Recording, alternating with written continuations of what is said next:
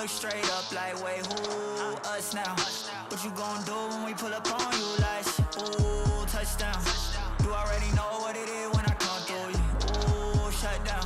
Say, ooh, shut down. Say, ooh, what now? Tell me who you see when you look straight up like, wait, who us now? What you gon' do when we pull up on you like, ooh, touchdown. You already know what it is when we come through you. Ooh, shut down. Ooh, shut down. Ooh, give me that crown, I need that now, right now. Ooh, don't make a sound, this is my time. You hear the crowd, yeah.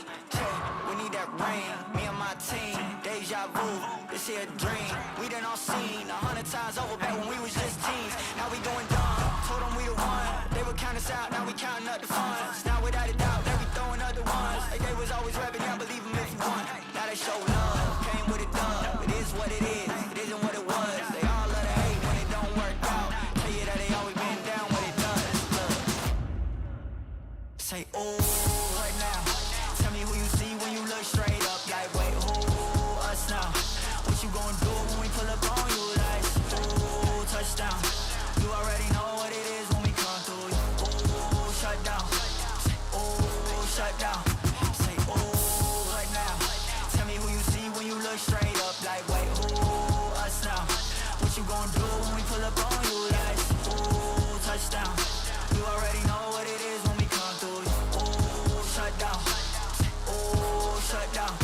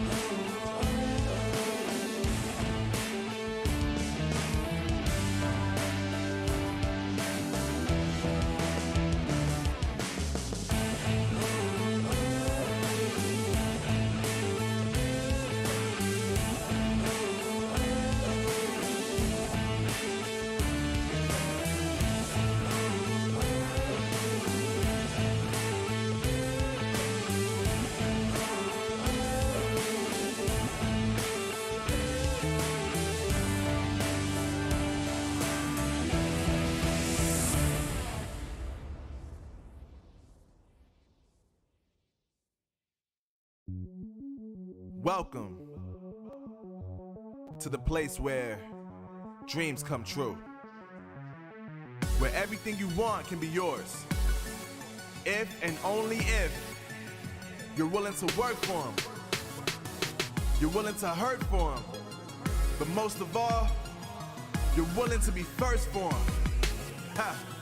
Look, I'm going straight to the top. I don't know how I would stop, like it or not. I got some goals that I'm hitting. You hear what I'm spitting? It's hot. Look what I got. Whole lot of passion and pain. The road to success is insane. Stay out my lane, cause I'm on a mission. I'm getting what stands in my way. Yeah, I'm a beast. I wouldn't play with me, baby. The way that I'm training is crazy, and I do it daily. You wanna talk about drive? I got more drive than Mercedes. I've never been lazy. I'm in the room, it's a red alert. You wanna compete? Well, get better first. I got 10 toes in the dirt, push through the hurt just to show them my worth. I'm the best. Yeah, I'm the best. I never stress. I know what's next. I'm who they test, like we playing chess. But I'm unimpressed, so now let me flex. Yeah, I'ma work through the struggle and hurt, cause I know my worth, and I gotta be first.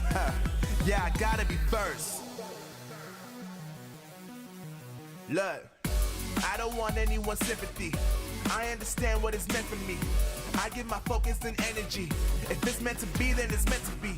But mentally, I'm undefeated. They hear that and say I'm conceited. Like there's no reason. Like I don't beat them and come back again just to teach them that when you work under pressure, you reach higher measures. They'll try and bring you down, but you cannot let them, and only get better and focus on cheddar. Eye on the prize and you'll become a legend. Like, when I'm in the room, it's a red alert.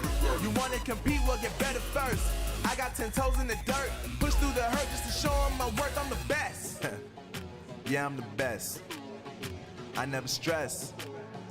I know what's next. I'm who they test, like we playing chess. But I'm unimpressed, so now let me flex. Yeah, I'ma work through the struggle and hurt, cause I know my worth, and I gotta be first.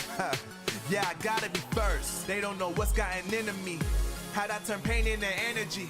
Through all the struggle and hurt, remember my worth, and that's why I gotta be first.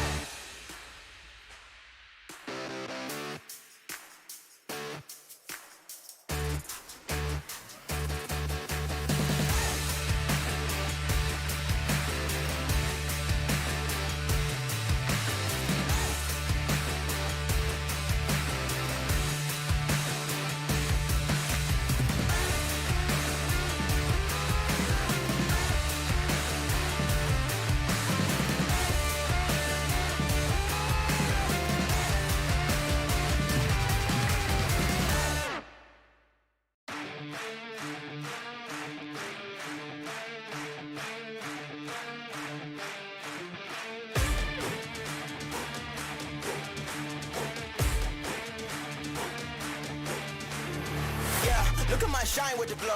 This is my time with it though. This is my time to be way at the top. Me and my guys gon' pay out the block. I don't look like walls. Time's right, and I know the sea is walking in the limelight. Promise you gon' wanna watch like a sci-fi. My guys are high rises, high tide. My crown if you come to my side. I pledge allegiance for lifetime. My squad connected like Wi-Fi. We grind and you see the highlights. This my life. It ain't a game now. Me and you, we ain't the same now.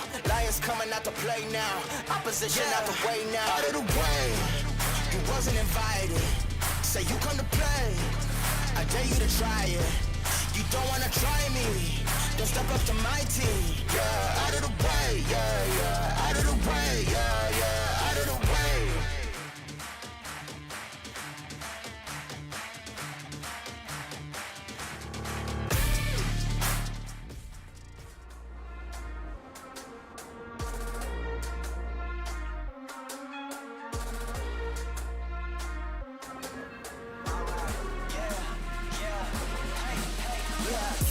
Won't stop going till a player on top know it. Rooftop, penthouse suite. If you really want it, gotta own it. Fly through it, we was at the lowest. Blood, sweat, tears, the components. Riding all year, now's the moment. We are not afraid, we are opponents. Yeah, I'm coming for mine. Yeah, I'm making a play, the game on the line. Yeah, I've been on the grind. Yeah, I jump in the spot, I made it my time. Yeah, look in the sky. Yeah, the stars align, no shade to shine. Can't stop it already. Emotional, working devotion. We put in this time. Look. You won't stop.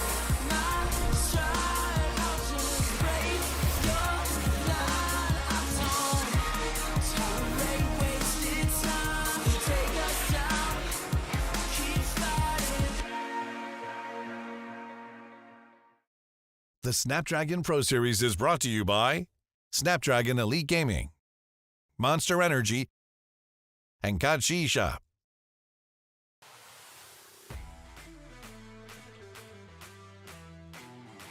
Welcome everybody! Welcome back to the Snapdragon Pro Series where we're bringing you guys Free Fire Regional Finals. My name is Victor Cax. This is Contra. We're going to be your commentators for today as we bring you guys some extra Free Fire action here. So, how are you doing, my man? Well, I'm doing fantastic overall. It's been a great weekend and we have finally got ourselves our top 12 teams. Yeah, indeed. After all of the group stages, we finally have our top 12, actually, I should say, of the MCP region. So this represents the best of the best when it comes to Free Fire in this specific region. But now it's going to come down to this. 3 slots to the Challenge Finals. Who's going to be able to get it? We're going to be finding out over the course of this weekend. And boy, we have plenty of matches to play that out, didn't we? Exactly, and we've got 6 matches back to back to back for all the top 12 teams that have been able to qualify through those grueling rounds throughout the past couple of weeks, and also up to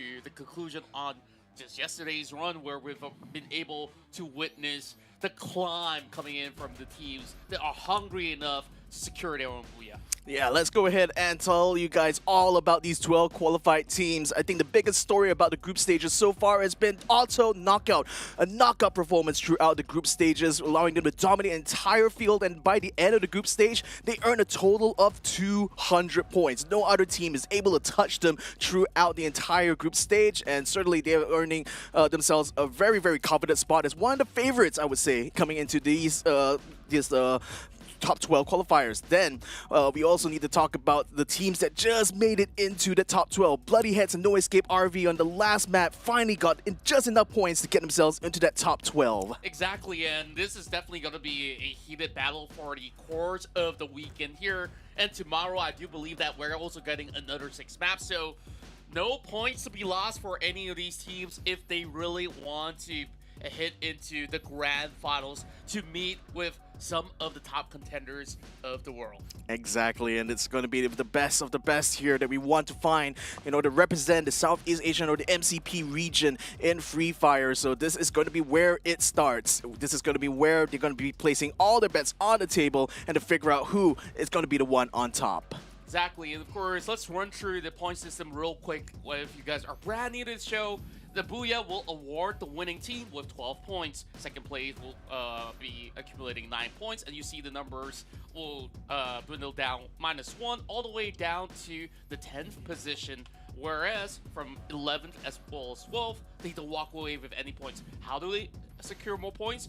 by elimination that they can accumulate in these rounds that they do play. And we've seen some of all these top teams, they didn't really have to secure those booyahs to be able to overtake the top of the charts. Yeah, let's go ahead and have a look at what the pool of maps will be for today. So we're going to be starting the day off with a round in Bermuda, and this classic map here in Free Fire. And then later on, we're going to be coming into Kalahari, the desert map, the only desert map in the entire pool of Free Fire itself. Then we're going to be moving on to Purgatory, and then finally the new map in the pool, which is Alpine, before we return back to Bermuda and then Kalahari. It's really interesting to only see that if we're only getting one round of Alpine overall for today, which we've been able to get that from the past week all the way up to Friday. But going back to Kalahari, I think this is where we are going to be witnessing a lot of heated battles around those central areas like it should.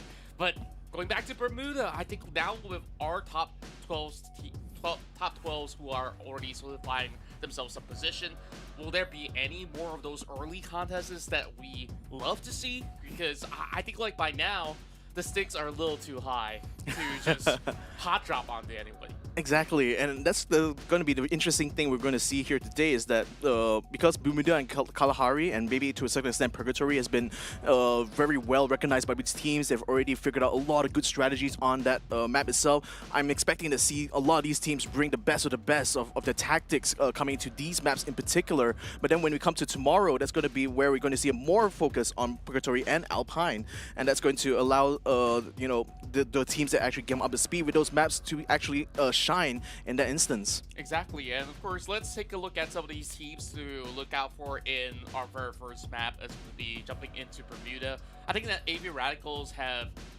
triumphed in many of all these maps of Bermuda in the past week, and overall, Expand has been able to also get some really good fights. I think they have stick to their own play style in any given sort of map.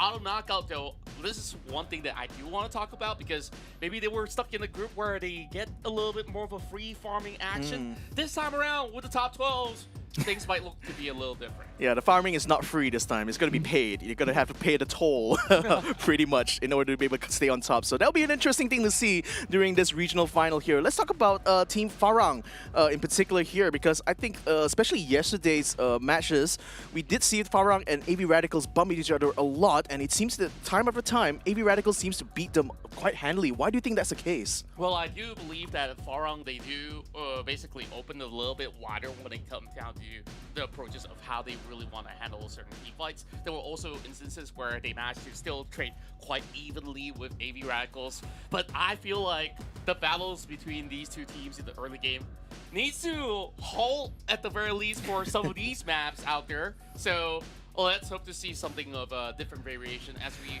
proceed forward with our top 12 rounds that we do have over the weekend now.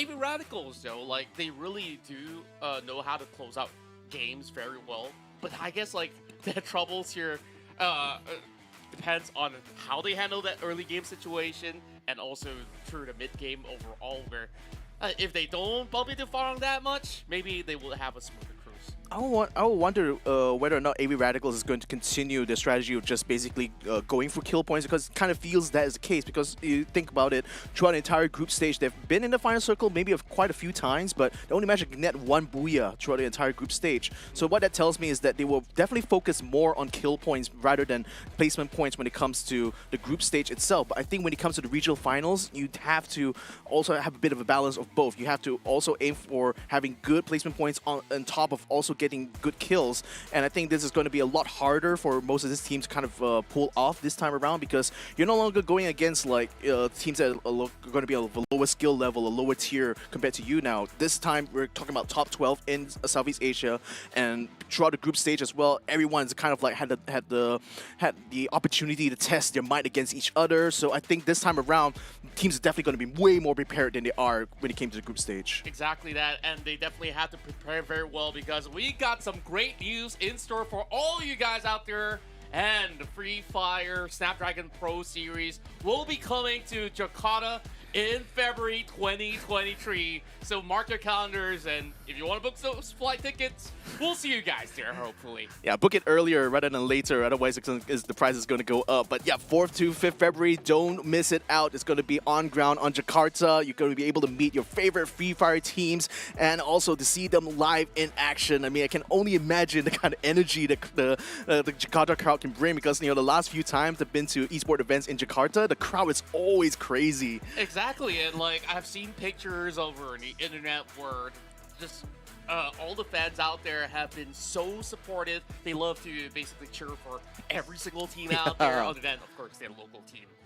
Which they have been able to boast many times on international stages that they have been able to do so well. So I guess like there's definitely a good track record and a very good reason why the Snapdragon Pro Series Grand Finals will be held right here. Yeah, exactly. We want to, bring the show right to some of the most passionate fans of Free Fire when it comes to Southeast Asia itself. So really good news here, for all of you folk in Indonesia, and also, for the region. It's not too far away. It's literally just a hop and a skip away to get to Jakarta, isn't it? Exactly. I mean, like we still need like what, a few hours of flight. I think it's not too bad. It's not too bad. Yeah. So we hope to be able to maybe secure ourselves a slot on the casting stats by then, like just sending to production out there. Anyways, jokes aside, of course, focusing on who deserves to be there though. Like, have you any hot favorites by now? I mean, other than auto knockout. No,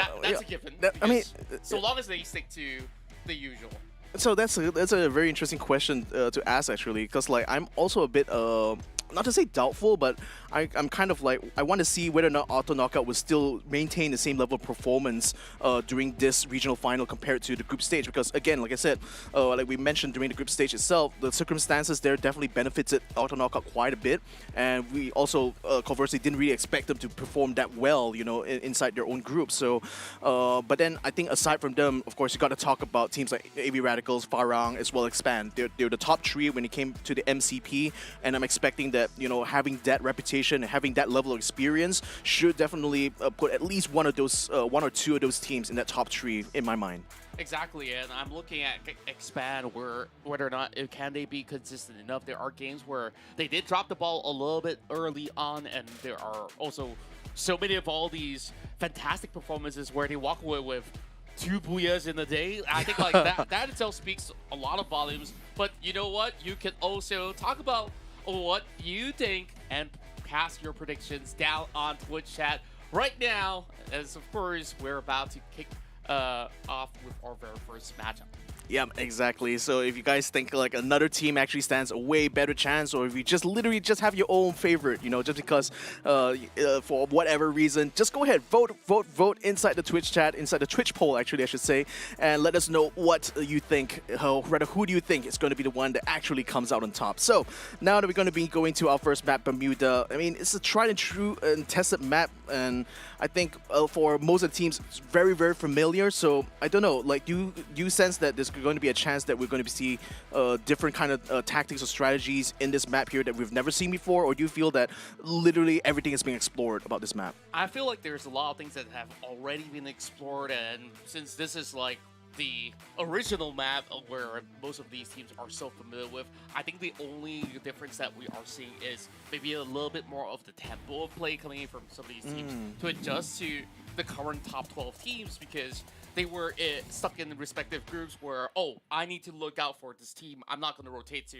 this certain area. Now, plans may change, and that may be a lot of fights that they do not sign up for very early on, which they will have to fight against. And now with the top 12 teams, you know that nobody's going to give them any form of leeway or easy time at all. So that being said, I believe we're ready to kickstart our very first match as we head right in to Bermuda.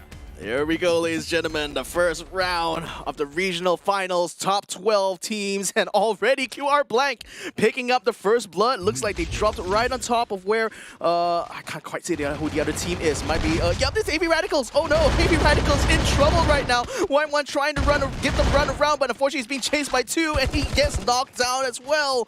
Oh, this looks like a bit of a bad start, but I think, judging by how AV Radicals usually play, they usually do split up, and we see the other half of AV actually engaged in battle with ITX. And this is not looking all too good for News One's just trying to basically buy a little bit more time here.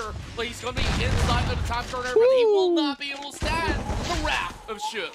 Oh my god, like we were saying, you're not gonna be expecting these teams to just hold back. They're gonna go all in on this, and my goodness, AV Radicals, I guess they must have thought that, you know, first round of the day, things can take it a little bit slow, just gather more information, but no, they came out of the gate fighting right now, as Ramel 1 does get a knockdown here onto Maka, takes him out as well, so at least they get some elimination points here, but then losing a couple of members early on.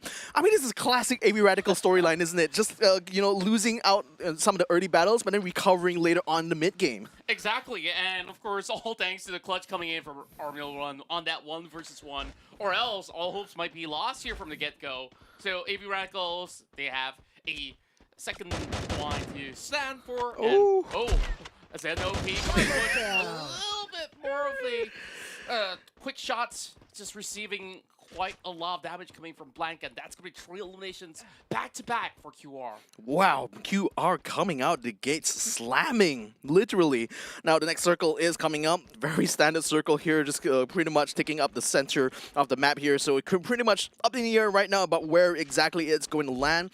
But looking at the map right now, we can see Revenge. They're taking the Sentosa side, NC all the way to the eastern side on Cape Town.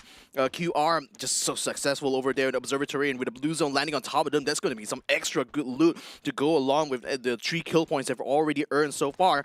ITX still stuck in this little battle with Tanamo, or rather Tanamo is just hiding and just praying for dear life that he doesn't get spotted. But it looks like the rest of AV Radicals will be joining in with him right now, as he's already down on the ground, taken out completely. Now I want to see whether or not the rest of AV Radicals will be able to bring some good revenge here. Oh, they're just going to be cutting into the compound, but it won't be having enough time. Shook coming in with some really precise shots to be able to drop Armil out of this matchup. So thankfully, of course, he has been able to revive all of his teammates. Now only left with 2 more to run with. Things aren't looking all too great still, as they have been segregating themselves. Like, they've been looking around this catalyst area, and they have been caught up with another fight coming from ITX, and I don't know, they're just basically giving away a lot of all these points and not really getting anything back. Yeah, that's the thing. I mean, I don't know, like maybe they might have been caught a bit off guard by like the tempo that these other teams are already starting with from the get-go here, but nevertheless, we'll see whether or not they'll be able to recover, because it tends to be the AV Radicals, you know, even with early game setbacks, are still able to get themselves back in the game. I mean, that's just kind of the value of experience, right? They know exactly what needs to be done in any given situation. Speaking of situations though, Bloodhounds up against No Escape RV, and it looks like Marcus just trying to find an angle here while he also tries to wait and see where the rest of the RV members are. They're going to be going ahead with the engagement inside the warehouse itself. Diffusal now running around, while in the meantime the shields already popped here. Unfortunately, CNs is going to be knocked down, but they do manage to get 2 members of Bloodhounds now on the ground. This is looking bad for Bloodhounds now, as they're already outside of the warehouse, not able to provide that support, and Fierce and Diffusal will both be taken out. Race going so swiftly. Morgana now goes in for an attack right with the perfect swing. He's going to be able to get 1 more back at the very least, but Jim Quest, he's got himself restocked here, so I think like this is still not looking all too good for Bloody Hits just about yet. But Jim Quest is going to be able to find 1 more. Taps coming out, but he won't be able to storm in time. And instead, they will eliminate No Escape RV in the early rounds, and Mark survives with Slither of Hell. Woo! I mean, talk about a comeback right there. I mean, they have only 2 members, mind you, and I think even though No Escape RV still had like 3 members, it was still a really well-taken fight. Do want to note as well that ZenOP seems to have really bad luck, because he got taken out by the airstrike as he was coming in. I mean, talk about rotten luck there, right? Oh, that's something that is not supposed to happen in any given games, but Well, once in the blue moon, he does. But overall, I think he's going to be fine later on. So, Expand. They haven't found themselves any form of kills just about yet, but they're in the center of peak, which will give them a lot of room to wiggle with as they slowly approach the central area where we've seen the circle gravitated towards. But QR, they start off really strong, but they're about to meet up with Geek Fam by the clock tower, so I'm not too sure if they know that Geek Fam's going to be around, and Geek Fam has already got eyes on them. Oh, sure, and Kazu is not exactly in a good spot either. He's going to need a teammate to try to distract. One shot doesn't quite hit there for Hakimi, though, so Kazu gets away with it and should be able to regroup with the rest of QR. So they know that Geek, at least one squad, I'm not sure if they know it's Geek Fam in particular, but they know that they are going to be facing a bit of resistance if they want to continue looting around Clock Tower. So now they will need to set up positions here for the potential assault, or maybe even try to make a plan for the assault. Next circle going to land right on top of Clock Tower Factory and the strip, so that allows like Geek Fam and QR to maintain position. So with AKO, who by the way are literally smack in the middle of that circle there, Expands unfortunately will be gate kept a little bit by Farang, and right now I think Bloodhounds is getting into a bit of a battle with NC as well, so that's another battle that we need to go ahead and have a look here, because Bloodhounds fresh off of that victory against No Escape RV, looks like they're not quite done. They want to try to get more, but Yacine gets the first one onto them by taking out the Fusel. And that's so important because the rest of Bloody Hits, they're on the outskirts and they need to cut right in. And see, they're just basically gatekeeping them, so that forces the rest of Bloody Hits to move into a different area of play. Axel gets another great shot with his AWM, and that's going to be one member down from the side of Expand. But BH, they shouldn't have any sort of promotions now that they do have the vehicles on their side, so they should be able to rotate into a different sector all by itself. But they did have one member drop out of vehicle, which they were hoping to basically get another wheels on the road. So I'm not too sure if that's going to work out all too well, but Farang as well as Expand, they're going up close to each other around the corners of peak. That's a bit weird one as well, and I also just realized I called them Bloodhounds, not Bloody Hits. Sorry, apologies for that.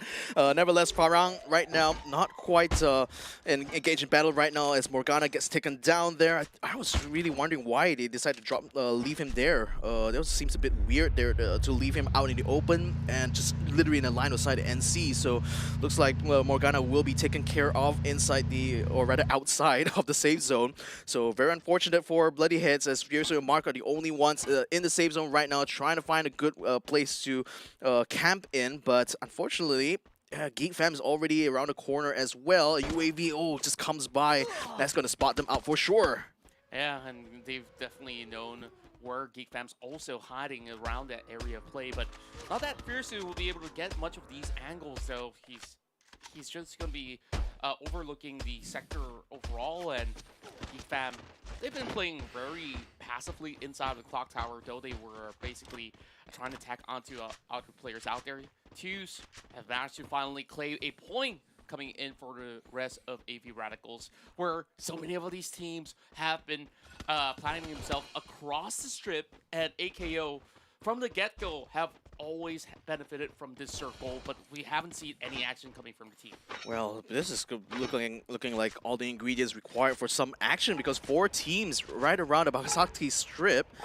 This is looking very, very crowded right now. I mean, not just his shack, which is currently AV Radicals is just hiding inside because it got caught out a little bit on the outside there. In the meantime, ITX is making their way up to the safe zone now and about to bump into QR, who does have a bit of a high ground situation here. So it's going to be a bit of a hard push from ITX. Shuk already putting up the glue walls, trying to hold the line there, but unfortunately breaks out just in time for Blank to take the shot and get the kill. Rather, Shanks will get the kill. Now is going to be taking his sights on the Zipno. That's another good shot onto him.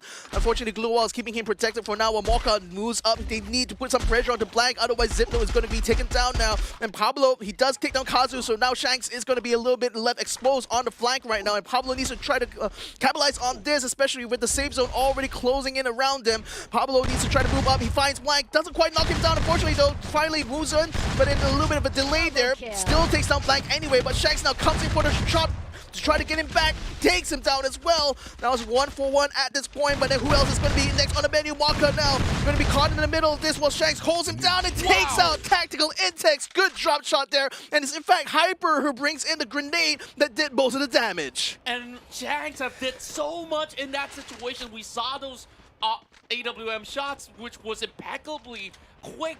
With 2 taps, he managed to lit at least 1 tread, and after that, the whole support coming from the team was absolutely sublime. Now the circle will close in further into the Masaki district, so there isn't going to be all too much a problem for teams that are already around that sector, but there's going to be a little bit of issue for Expand to be wrapping into the circle itself, because they have to choose whether if they really want to face NC over on their right-hand side, or just basically book directly into the center, which they might cut across some members of Bloody Hands.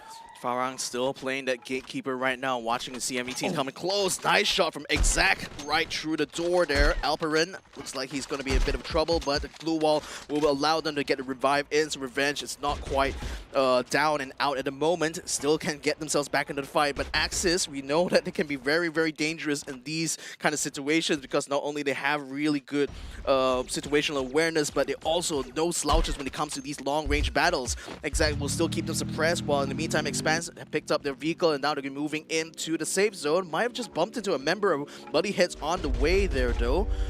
Or do they spot him, though? Because I think that member of Bloody Heads is inside the one of the snipers' nest there. So I don't think they have spotted him quite yet. Certainly Bloody Heads will have seen him for sure. And especially with cars that loud, they'll be heard all around this circle right now as AKO moves in onto the rest of Expanse there. Nice little trouble. That's going to bring Mr. D down. That's looking like a good start right now as Zen OP now hides behind the crates as X-Roy puts in a shot. The shield keeps him alive for a little bit and also prevents him from doing damage as he brings out the glue walls now. Where's the rest of AKO, though? Newbie caught on the outside. He's forced to put out a glue wall around him to keep him alive, but unfortunately, QR Hyper is already putting in some good kills there with that shotgun. Now trying to find X-Roy using the sight in front of him right there, but switches to the shotgun immediately, but no! He gets taken down by Zen OP instead. Wow, Zen OP, he's still standing tall for now, but then again, how much more does he have left in the tank? But here comes Vice. He still has the grenade launcher, though. He's got to be careful not to blow himself up at the very same time. And AKO, they're left with only 2. They spot out too fast running across, but it's not really the fight that FaZe really wants to take right now. Cobra, it's all down to him. How he's going to take this one, though. And in QR, they've been getting so many numbers from the outskirts. ZOP gets blasted off the roof. Wow, nice throw there by Too Fast. And, he's got knocked down now. This time around, Vice now should be able to take him out completely with the grenade launcher, but now he's going to get caught out as well. Cobra is the last member standing of Expanse here. Where are the rest of his team? Nowhere to be found. All being wiped out as well, so he has to play this one all alone. Meanwhile, Axis Esports, you're in a real predicament here because they're hiding inside this compound, which is about to be infiltrated by the rest of the members of UMB. From the outskirts, we do see a fight happening, breaking loose upon members of Farang and AV Radicals. They got themselves their nemesis on their crosshair. Yep, I mean, it's been the story we've seen over and over again during the group stage, but now Farang and AV Radicals up against each other one more time. Glue Wall Buster already out, so any glue walls brought down will be taken down very quickly. And as quickly as I say that, Gem Ball with triple kills on a sniper rifle. This man is on fire. My goodness. And we thought that it's going to be a fair fight. It apparently is a Gem Ball. Just made it look so quick. And I think like if we blink, we will absolutely miss that. And suddenly, Farang has dominated not only that fight, but also 40% of the map. If we look into the mini-map right now, they have so much area play. They could basically play this out slowly and wait for all the other teams. Look at Fiercey, though. He's calling in. Oh, he sees him. He sees Cobra. He's already got his shotgun. Oh, Duo comes out just in time there. Cobra with a quick reaction. Now Fiercer is going to be hiding behind there. He still sees Cobra. Tries to go for the jump shot. Doesn't quite get it. Can he break the glue wall? Doesn't look like he's going to be able to get in time. Cobra tries to flank around the side there. He puts up a trouble. Looks like he wants to go for the toss. Now Fiercer is going to try to wrap around, preventing him from being able to get a clear line of sight towards him right now. Wow, they're just dancing around this little concrete pipe right now. Fiercer inside. He's a little bit low on health. He desperately needs to take down Cobra, and he needs to do it fast, but no, he's going to just go ahead and go for the revive. Oh, the timing just works out here for Cobra as he wins out that battle.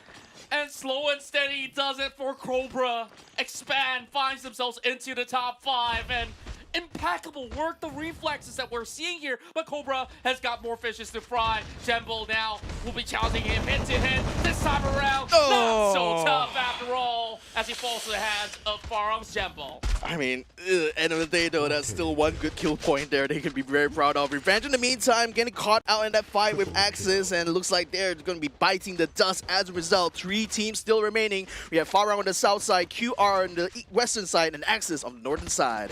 And Farong, they could basically wait for these players to slowly cut directly in the middle. There's not much spacing left for them to hide about. And just look at this. QR, they're basically swarming right in, and there's not much safe space for Axis Esports. Though they do have the numbers. Raph, he rushes to the side, but he will not be able to get all too much out of it. Space does get those shots right in, and Raph is taken down. Neptune as well as Flame, they're stuck by the glue walls, and this could be the perfect sweep coming in for Farong Esports to close it out. Yeah, with one last kill onto Flame and Neptune, that is it. Farong picks up the first booyah of the regional finals there, and it almost made it look a little bit too easy, didn't they? Yes, they did, and oh my, the fight between AV Radicals was just a quick sweep that we didn't really expect it to be, and it was just a solid hold by the entirety of the squad. And just looking at how they basically approach the final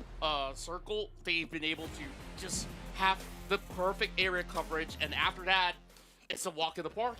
Sayang Malia says one of the members of Farong, but certainly celebrating this early victory here because that's going to put them in the lead for sure. I mean, again, Booyahs will give you 3 extra pace points compared to second place, so that means there is a significant lead there on top of the amount of kills they managed to get in that final circle battle. So I'm expecting to see them quite high on that leaderboard, but then again, you know, we did see a lot of aggression coming up from QR, a lot of aggression from ITX as well. AB Radicals was basically feeding them a lot of kill points as a result. So I don't know, we'll see when the points have been tabulated how things will stand, but I guess for now we kind of see that, you know, the tempo of these battles is going to be very, very fast. Like right off the bat, you have to be ready to start fighting. Exactly, and I just love how some of these teams have been able to sustain, especially for AV Radicals, where we did see them having majority of the members drop, and after that, it all boiled down to Carmel has managed to win this particular 1v1 to keep themselves alive, and that also secured them, at the very least, a top 5 pick. Yeah, again, you know, especially if you're already not able to get enough kill points, you know, then you go for those placement points anyway. AV Radicals, you know, they tried to go for that split strategy, which actually worked out for them during this group stage, but I think now it's becoming increasingly clear that you need to stick together as a team because a lot of other squads here, like Bloody Heads, QR, and ITX, they are just going out of the bat, just fighting as a full squad and just putting a lot of pressure on any teams that decide to go for that split strategy. So it looks like that might just be out of the window there, as we see like ITX. I wonder what happened to them towards the end of that little fight there, because it seemed like they had the upper hand for a little while and then just suddenly things fell apart very rapidly. Exactly, and I just felt like it was just the way that they've approached certain fights. But then again, this 1v1 is something else, because like the reaction speed of Cobra is just insane. Like he understood how long does it take for that glue wall to expire, and the moment it does, it went popping off. But Jembo, of course, had to rain on his parade. And Jembo, literal MVP for Farong there, taking this high ground, allowed him to put so much suppressive fire on Axis, and allowed the rest of his squad to just roll in and take them out on the spot. And, you know, like I said, it just made it look too easy, you know, but it's just you're literally taking advantage of the terrain here. And Farong is, you know, being a super experienced team, definitely knows how to do that. And indeed, that's going to give them the maximum amount of, not quite the maximum, but a lot of points, that's for sure. 25 in total here for Farong, ahead of quick reaction. Is 19. That's certainly going to put them head and shoulders above everyone for quite a bit. Exactly, and also we may not have all the camera action on quick reactions all too much, but they've been able to basically secure some really solid number of kill points from the get-go all the way up to the finish line. Axis Esports have always been very consistent to make themselves into the final few zones, but Expando, I think like it's been quite impressive how they approach the fights from that lower ground, and somehow Bloody Heads have been able to 10. to my surprise, auto knockout, they went out without all too much. They were holding the prime areas of play, but it didn't seem like they had much fight to offer. I think they have to kind of get a grip with this new sort of tempo that's coming in this regional final right now. So in whatever strategy they had during the group finals, group stage might have worked out well for them, but we'll see how that turns out. Farang with 12 headshots. I mean, the precision that Jembal has been able to do there is just insane, you know, when you really think about it, because when it comes to Free Fire, even though there's not really much recoil on the screen whenever you fire, you still get a lot of spread. So, you know, you had to be very controlled in how you take those shots, and the fact that Farang still mentioned that 12 headshots, so impressive. Indeed, and overall, such a great start for the team that's been able to fight so hard through the group stages, and finally they've been able to get themselves, you know, a great step in the very first game, and 5 more to go. We'll see what else do they really have to offer, especially now that we're moving into a completely different terrain for the next round. Kalahari, I feel like it is going to be any one of these games, because it's all about who's better at basically pulling the trigger, and also to understand how you basically secure great vantage points in many of all these areas of play, because it's all about playing through some of all these terrains, and they're bound to basically run into each other quite frequently if so. So I feel like this is where teams like Bloody Heads and also perhaps AKO might actually try better. Yeah, I mean, you have to take advantage of verticality and Kalahari, because, like, especially on Refinery, there's a lot of locations where you have literal high ground that allows you to see the entire circle. So if you know all where these good spots are and you hold on to it, and you actually have like a good sniper, like Jembal, for example, like he can basically use that to spot and also knock down from a distance. So if you have all those kind of ingredients, you can definitely perform very well on a map like Kalahari. Nevertheless, ladies and gentlemen, we'll be taking a short break, but when we're back, we're going to be running round number 2 on Kalahari here with our top 12 teams, but that will happen right after these messages. The Snapdragon Pro Series is brought to you by Snapdragon Elite Gaming, Monster Energy, and Kachi Shop.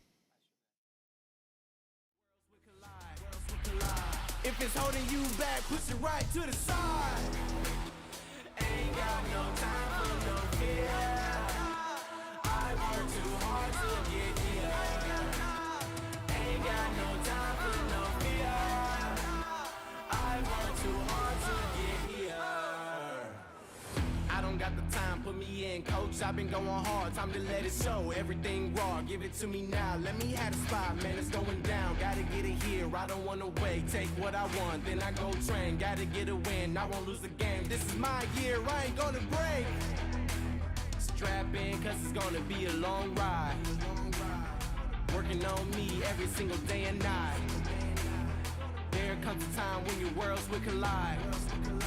If it's holding you back, push it right to the side. On another level, I will never settle. Mind over matter, get the gold medal. On another level, I will never settle. Mind over matter, get the gold medal. Ain't got no time for no fear. I work too hard to get here. Ain't got no time for no fear. I work too hard to get here. On another level, I will never settle. Mind over matter, get the gold medal. On another level, I will never settle. Mind over matter, get the gold medal. On another level, I will never settle. Mind over matter, get the gold medal. On another level, I will never settle. Mind over matter, get the gold medal.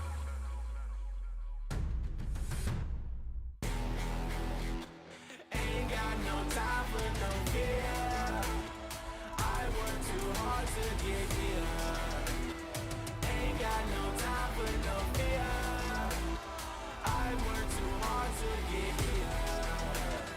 Ain't got no time for no fear. I work too hard to get here. Ain't got no time for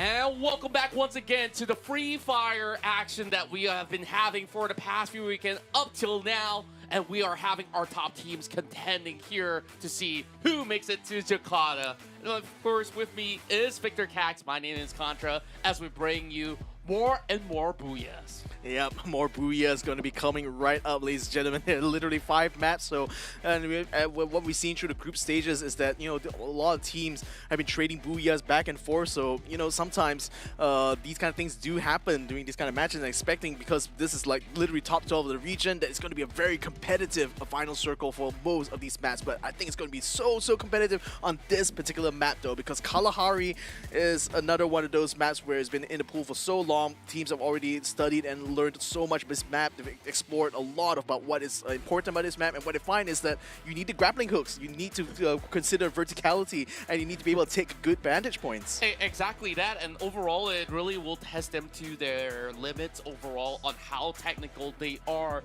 We've seen a lot of amazing highlights coming in from Cobra from that past round where he was dueling 1 versus 1. Can he do it again though in this particular matchup? Because it really requires a lot of team effort, and especially if that zone closes directly to the center, we're gonna have a really good time. Yeah, every time that final circle lands of Refinery, you know it's gonna be good, because the fights are gonna be so chaotic with the amount of verticality, and you're gonna be seeing a lot of people just doing drop shots all around, you know, dropping in when you least expect it. So that's gonna be a lot to kind of look forward to when it comes to this match in particular. But you know, looking at like the last round just now of Bermuda, you think Farang right, I shouldn't say that really.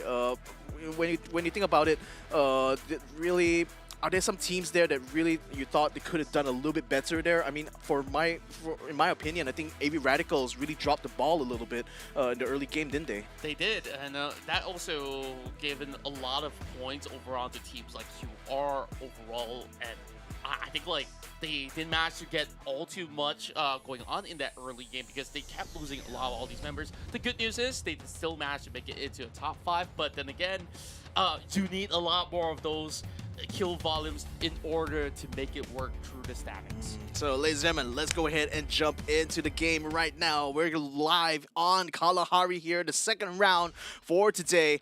Let's see, first blood already picked up by RV. Actually, RV, no escape, getting a really good jump onto Revenge here, catching out Era 7 on the outside, taking a lot of damage. There is Era 7, the CNs continues to chase him down. Takes a bit of fall damage as well, but no matter, he knows that Era is very much hurting at this point. Now he wants to go ahead and finish him off completely, searches around, finds him, shoots him in the back. That's an easy kill there for CNs. And it doesn't seem like Era has any form of loot at all to defend himself, so that's quite unfortunate for them. Revenge just basically circling around this mammoth territory without anything much to offer. DCOS is the only one left. And he's just gonna drone out just to get a little bit more intel, but QR, they're about to basically lock horns with AKO very early on by the corners of Shrine, and it's all about who gets the early drops in those close quarters. Hyper getting up close and personal. He's got that shotgun in hand, but little does he know, Zen OP, he's very well prepared for this fight. Well, an MP40 does have quite a decent rate of fire and damage, but I think still shotguns will still win out in these close quarter fights. So Zen, he's a specialist when it comes to long range battles though, so I don't think it'd be wise for him to try to push this any further if he doesn't have an advantage right off the bat. He does spot Hyper moving out though, and he's going a long distance. That's a perfect opportunity for Zen to get some shots in, but with only a scoped AR, that's not going to be able to give enough damage one shot there. So Zen OP, having already given up on that, will be peeling off of this fight here as QR brings back Kazu into the fight. Yeah, and QR, they're just basically giving very little room for AKO to wiggle if Zen OP still lurks around by the corner of the broken walls, but how much more can he basically do from here? He's basically waiting for a little bit more backup, and take a look at that.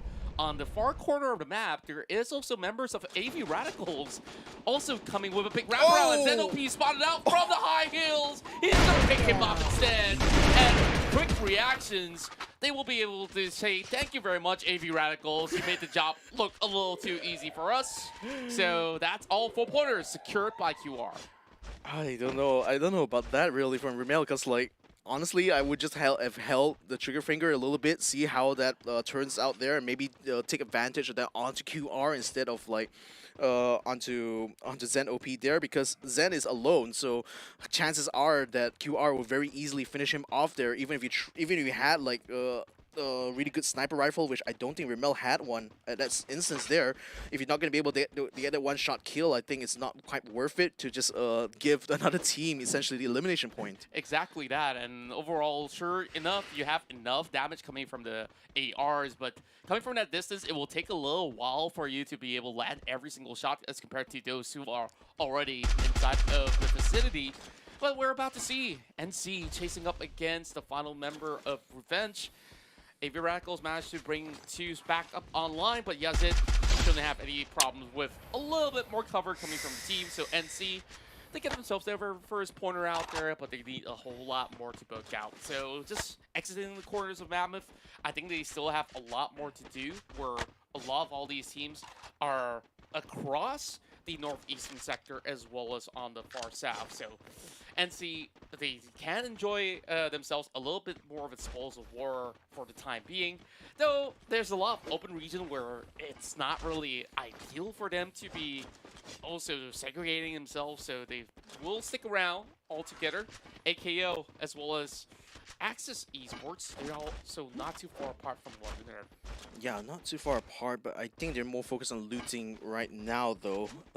Doesn't seem like they're going to be encountering each other very, very soon, and neither team are really looking to get any revives yet. So even though AKO seems to be holding this well, okay, they're using it to bring Zen OP back along with one other member of AKO, so they're back up to full strength. In the meantime, I think there's going to be a battle now between No Escape RV and ITX. They're already set up inside the compound now. FaZe tries to get a little bit of an opening through the door, doesn't quite make it though, as the frost grenade is preventing him from being able to stay there too long. Now that the grenade is already cleared out, they're going to try to maneuver around the other side while Sian still holds by the door, but it looks like that Sia gets caught on the outside by Zipno, who's taken on top of the rooftop here, getting a good angle here, while the rest of his squad breaks into the compound now, but the glue wall's making it a bit hard for them to actually fight inside these close quarters. Now Mocha comes in front there, he does have a good shotgun, does get the kill there. Woohoo, the Max 7 getting a double there as well, but Jim West with a double kill using the grenade launch. Grenade actually takes out Tactical Intex instead. FaZe, he clutches it off with so little health left, but over on the top corner of the bridges, we're about to see a big battle happening, erupting from the side of Bloody Hits as well as NC. But that fight though, how did ITX botch it? It looks like a perfect defense, but you know, one Royal Grenade will basically flush them off, and that's the thing about playing in very, very tight corners, and of course, that is to their own doing, but NC, they're already losing Ryu, coming with a long-range tap coming from afar, and the Fizzle's about to, well, make a move on him, but he fall into the deeper end of the Yeah. One thing I just thought about is like, what the heck is a submarine doing out here in the desert? Yeah, like how did it park the submarine perfectly in the middle of what you want to call? It doesn't look like a refinery to me, but yeah, like was this like a sea back in the past? Like, I mean, 20 million years ago?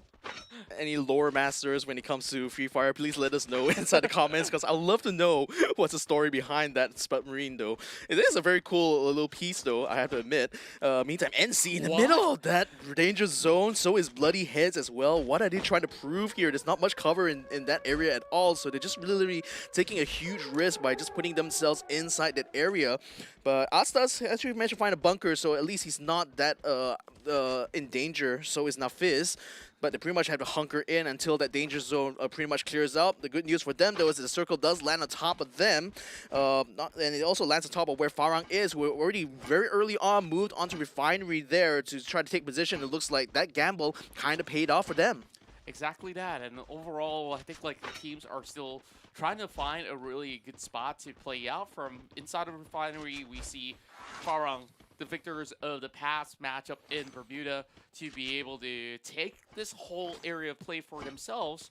But there is possibilities where the circle will move further down to the south side, which most teams are hoping for. AKO got themselves an AWM, and AKO, they're about to butt heads with AV Radicals, and AV Radicals have been able to at least secure a little bit more of a kickoff early on, but haven't been able to get sufficient points thus far.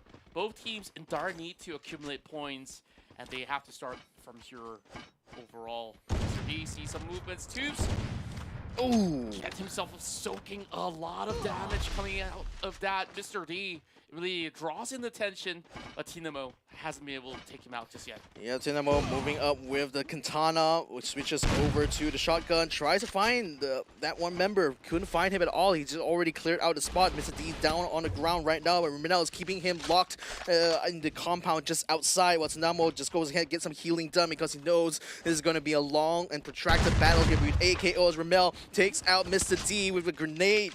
Nice, well-played drop there, and Zenop will be caught on the outside there. He tries to get a revenge onto 2-1 while he brings out the time turner, puts out a glue wall as well to keep himself safe, but then 2-1 does get around the corner there, has a shotgun, and will knock down Zenop.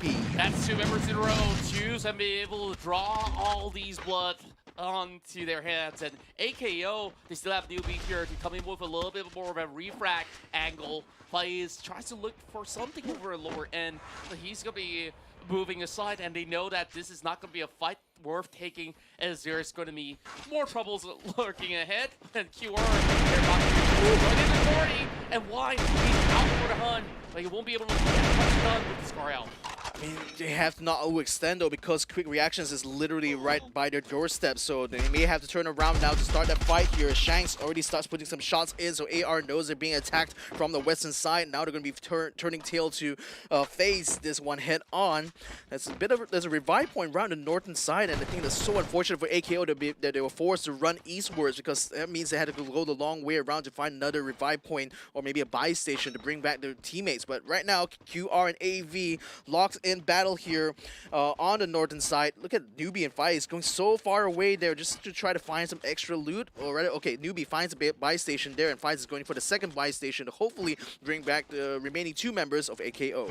And they will be back up online as they try to float through the corridors of Arena, but they are moving directly towards the area of Axis Esports. So Mr. D, he's definitely in a really tough spot, and Shanks, he'll be brought down on his knees. Kazu coming in from the back end of the flank, and AV Radicals, they have to scale the scores real quick. They don't really have much time left around these corners of the city. And Twos, he does get a big flick over on the back as he catches one off. Oh, this is falling so apart so quickly for QR here. Kazu will be taken out as well. QR down to blank because Hyper has also been knocked down right now. So he puts up a bush. Not going to be a good hiding spot there for a bush inside the house. He's got to find a place outside there. But nevertheless, QR very much in trouble. His blank is caught out outside by Wine1 on the top. He does want a glue wall in time, but that's pretty much locked him down a little bit as Wine1 continues to try to bring some damage. Now he knows that he has blank on the run. Goes for the chase. Tries to knock him down, but then still the glue walls are keeping blank alive for a little bit. Now they're going to be playing Ring Around Rosie, this little tree, but Blank puts his back against 2-1, and 2-1 will be one to knock him down. Such a big win coming in from AV Radicals. Now they managed to accumulate 7 pointers out of all these fights that they've been taking, winning out some of all these players coming from AKO, and now took out the entirety of Quick Reactions that had such a stellar game in the past round. Play hits as well. Now they managed to achieve 2 points, and they're just by the corners of command post. A perfect scenario for them, but there's a lot of open areas which they really have to look out for themselves.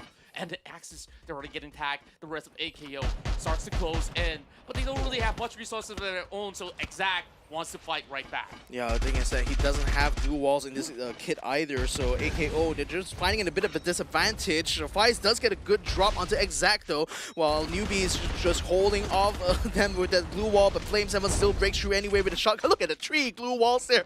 Definitely not getting through there that way, but he's going to spot Faiz trying to run around the outside there as he closing in is that safe zone right now. 665 tries to go the hard way, breaking through those glue walls, but Newbie tries to shoot him from the back. Now he's finding Flame 7 right in front of him there, and unfortunately will not be able to knock him down in time. And Flame 7 with a kill onto Newbie, knocks out, auto knockout. I thought that he'll be able to get some of all these players dropped out early on, but a couple of shots have matched with, and X-Roy, he's going to find a final member of Farah, and they will take out the victors of the past match. Expand now with 4 points. Yep, that's going to be NC, Geek Fam, Bloody Heads still in this match. 7 teams remaining right now on the 4th circle as Geek Fam now putting a lot of fire onto Bloody Heads there who are stuck out near where this little tent is.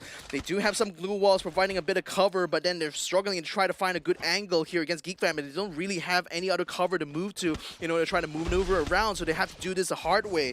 Hazik in the meantime uses the opportunity. Oh, he misses that toss there. No escape. RV in the meantime getting taken out by the Axel from Expand. So Expand taking out 2 teams in a row now. Oh! Morgana taking himself and up his out with the grenade launcher, and that's the kind of risk you take when you use a grenade launcher in these close quarter fights. Nevertheless, so Yasta is up in corner here, keeping Fiersu under trouble as he tries to dance around the shield, gets a shot. Bloody Heads gets taken out. Thanks Hakimi taking a long shot with the sniper rifle as well. That was a huge grenade launcher that has been able to open up that fight, though there's plenty of glue walls for them to work with. They weren't exactly all too safe with that sword flush, but then again, Bloody Hits didn't really have much areas to wiggle around. Over the back there, the circle's already closing in, and there's not much safe area to play. Expand now. Counting the rest of Incorrectables, they're about to do the same of how Geek Fam has treated some of these players of Bloody Hits. Ooh, Appius, yet another kill there, and that's another team taken out by the squad there. Well done. In the meantime, Expanse still in this fight here. The Glue Wall Buster keeping things a little bit busy at the right now. Cobra dances around, and she jumps on top, gets a kill as well. While X-Roy takes out to number 1. Expanse now continue to try to give chase here, trying to see if there are any other members of AV Radical that can try to potentially take down, while Axis Esports continue to hold position and regroups as well. Oh, good grenade there, taking down Ramel 1. Now 2's the last one standing here. Axel goes in front, takes him out. AV Radicals eliminated at the 4th place. He's insane. I mean, the grenade was just perfectly landing on top of one of the players, and then he whips off that AWM directly point blank to the head. No need for aim. I mean, this guy, he's just way too good. Now, only 3 more teams remain. Geek Fam, they have all of their members still up online. Same goes to the rest of Axis Esports. Both on each corner of the map, but we did have Expand, who are the first ones to have reached the upcoming circle, so I'm not too sure how this one's gonna go because Geek Fam, they're already spotting out members of Expand, and Hazik is trying to take them down from long range. Yeah, and they also spot Axis Esports at the same time, so realizing this 1-on-1 is going to become a 2-way battle now as Hakimi is a little bit distracted with Axis trying to make some maneuvers. A grappling hook is going to be used by Flamesam to get him by the water tower. That's giving him a bit of cover as they try to move in onto Expand. Expand in the meantime, though, has a bit of a high ground using the rooftop. X-Roy sending up a couple of glue busters all the way down onto Axis, preventing them from being able to make use of their glue walls at the moment, and that's actually winning a good suppression. Look at the amount of troubles is coming Axis' way. 2 down already. Exact taken out as well. That's going to be the end of Axis Esports. A clean sweep coming from the side of Expand, and now it's only down to Geek Fam to see where they make their way across. 1 member down, make it 2, and Expand, they will basically go in for the clean sweep. Now with all 4 members, this should be easy for them to secure their very own Booyah after working all too hard. The wraparound's coming in, shots coming in from Cobra. He's trying his level best to survive, but there are too many members out there out of Geek Fam that still try to flush them all out. It's Helter Skelter. 2 members of Geek Fam still survives. Well, the revive still just came in just in time for Geek Fam to meet that fight, but unfortunately now it's going to be coming down to Hazik versus the Axel, and oh, the Axel bites the dust, and Expand picks up the Booyah instead. Axel, my goodness gracious. What an impeccable performance coming out of this lad.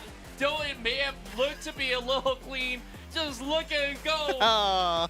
Shots, give us more of that. Shots fired indeed here from Expand. The first of the MCP teams to, the second of the MCP teams really to take the Booyah so far in this competition.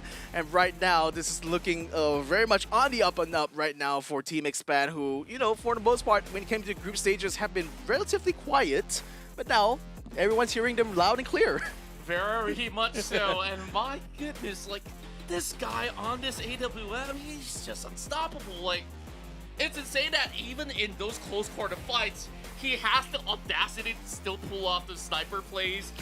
Like, I know, right? As if it's just a shotgun to himself. Like, it's still a one-tap weapon anyways. But I think that also speaks to a bit of like, I don't know, like a bit of chaotic situations going on there, because on the one hand, right, like they managed to take out Axis pretty handily during that final circle. But I think like when it came to that final fight, it just literally like, okay, let's just rush them and then see what happens. And then, so, well, what happened is that Expand somehow won out in that dogfight.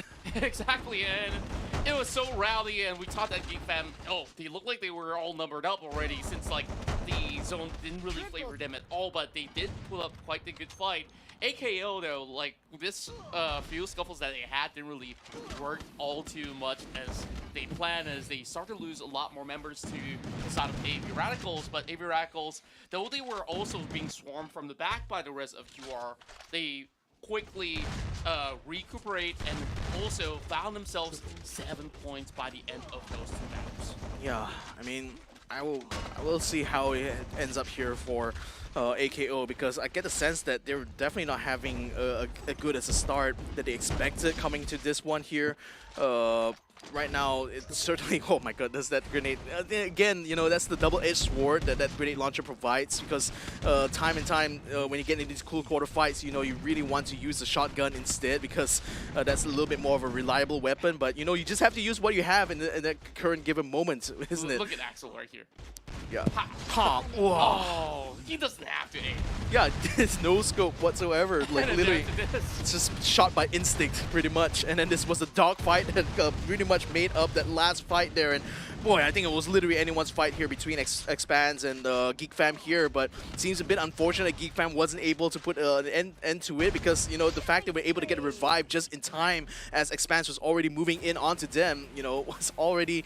It literally looked like they could have potentially made a comeback there, especially given how messy that fight was for Expand. But nevertheless, though, there's still 9 placement points, and that's still enough to keep Geek Fam in second place in the round 2 standings. All thanks to the one-tap king, they managed to accumulate a total of 28 points. Geek Fam, I think like they've been having such a better run inside of Kalahari and AV Radicals, despite some of all the scrutiny that we've been giving them for most part. They've been able to also bounce back up with 16 of their own.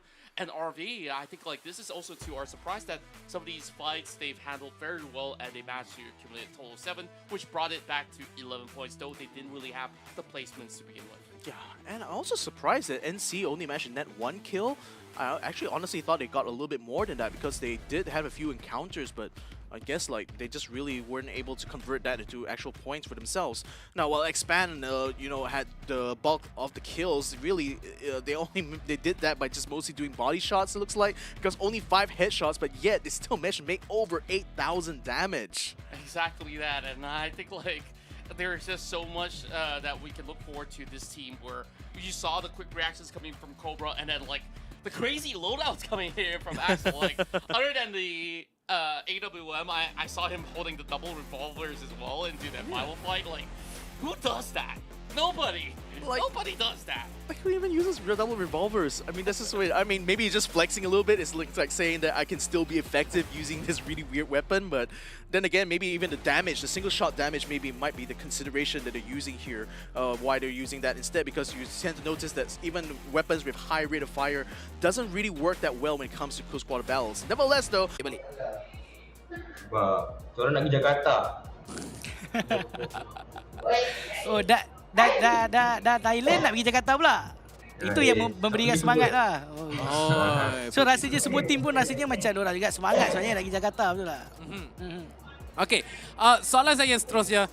Sebentar tadi kita nampak bagaimana pasukan Farang diranapkan ketika mereka turun daripada refinery. Terus sahaja pasukan Expand dapat tangkap mereka. Adakah sebab korang dah tahu yang pasukan Farang akan turun daripada kawasan tersebut, ataupun secara tak sengaja korang nampak?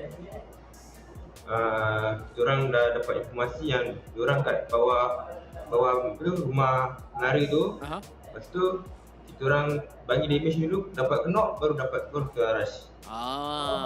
Baik, jadi soalan yang terakhir pada saya. Akhir sekali tadi lawan Geek, awal tadi korang dapat knock 1. Tiba-tiba 2 orang serentak daripada pasukan anda kena knock, dan tinggal Excel lawan dengan 2 orang pemain daripada pasukan Geek. Waktu tu, apa yang berfikiran? Adakah anda yakin yang Excel mampu untuk clash dan jatuhkan 2 orang pemain? mampu sebab Excel team player. Selagi dia tak tumbang, selagi tu kita orang akan So Excel. Alright. So betul-betul kita nampak tu sebenarnya. Jadi mungkin yang terakhir pada kami, ada apa-apa yang mungkin Tufaz ingin katakan kepada semua penonton kerana kita masih lagi ada banyak map. Jadi apa yang kita boleh jangkakan daripada pasukan Expand? Kepada penonton, teruskan support tim kegemaran korang. Teruskan menonton. Kepada mak ayah kami, terima kasih doakan kami. Kepada manager Expand, semoga cepat sihat. Dan ya, kita orang akan cuba buat baik untuk supporter Expand. Okey, semoga cepat sembuh juga untuk manager Expand. Dan terima kasih saya ucapkan kepada Tufaz. Semoga terus berjaya di perlawanan yang seterusnya. Now, I do wonder this one question though. Given Expand's kind of like response to why they were pushing, they managed to get the booyah that he said he just wanted to go Jakarta. Is he implying that if it was anywhere else that he just wouldn't do as good? Well, I guess like wherever in the world it will be like those golden ticket is where it is where it's at. Like, oh, I don't care about anything else. I don't care about the money. Like, I want to go travel. Like, it's been so long since we had like, you know, offline events happening around the city, and like Jakarta has got to be one of the best places to be. And I think like it's a good showing of confidence as well. Like I heard the comms where he said, oh, we got the first knock, that's why we're pushing Geek Fam. Oh, it doesn't matter. Oh, it's a 1 versus 2. So long as we got Axel, everything's cool. It just reminds me of like a player, like if you know the world of snooker, players like Ronnie O'Sullivan will sometimes, you know, underplay their skill a little bit because when they realize the prize pot isn't that big, they'll be like, why even bother playing that hard, right? Maybe it might be shades of that kind of confidence. But nevertheless, it wouldn't have been possible for Expand to show off their skills here if it wasn't for our sponsors for the Snapdragon Pro Series, starting off with Snapdragon Elite Gaming for when winning matters. Winning matters a lot here for Snapdragon, as they are the main sponsor for the Snapdragon Pro Series. And thank you as well to Monster Energy, for they have been unleashing the beast with us all throughout this journey here. Check them out at monsterenergy.com/gaming. And finally, if you are running low on your credits and you think about a reload, why don't you reload through kachishop.com/my? They give you great deals and great steals there with the discounts for the game top-ups, so check them out over on their website. So, we're going to be taking a break, but we'll come back. It's going to be another map coming in there. It's going to be Purgatory, the third round for today, but we're going to be doing that after the break, so make sure you guys don't go away. The Snapdragon Pro Series is brought to you by Snapdragon Elite Gaming, Monster Energy, and Kachi Shop. You freezing up, that's y'all's team, cause we don't really lose no more. All about heating up, leaving that cold. You can see me heating up, killing that show. I ain't about giving up, no.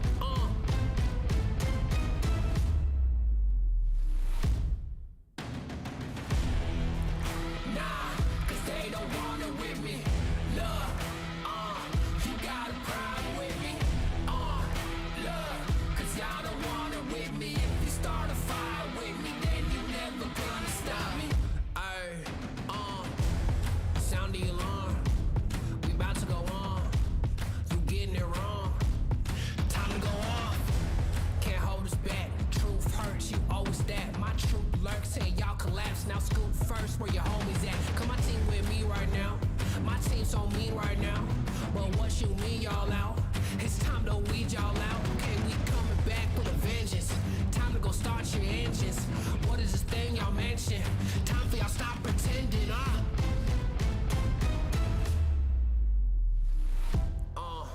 Nah, y'all can't do that. Where your crew at? Y'all can't do that. Nah, where your crew at? Love, man, cause now you alone. Yeah, get out of my zone. Man, cause now you alone. Love, get out of my zone. Nah, cause they don't want it with me. Look, you got a problem with me. Look, cause y'all don't want it with me. If you start a fire with me, then you're never gonna stop me. Nah, cause they don't want it with me. Look, you got a problem with me.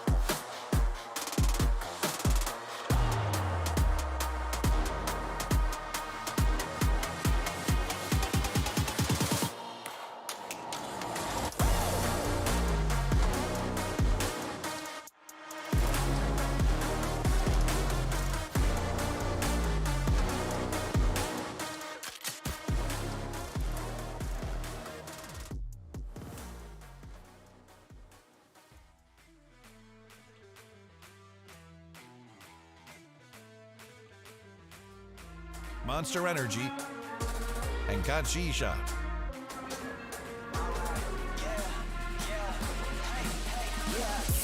Won't stop going till a player on top know it. Rooftop, penthouse suite. If you really want it, gotta own it. Fight through it, we was at the lowest. Blood, sweat, tears, the components. Riding all year, now's the moment. We are not afraid, we are opponents. Yeah, I'm coming for mine. Yeah, I'm making a play, the game on the line. Yeah, I've been on the grind. Yeah, I jump in the spot, I made it my time. Yeah, look in the sky. Yeah, the stars align, no shade to shine. Can't stop it already. Emotional work and devotion. We put in this time. Look. You won't stop my stride. I'll just break your line. I don't tolerate wasted time. You take us down, keep fighting.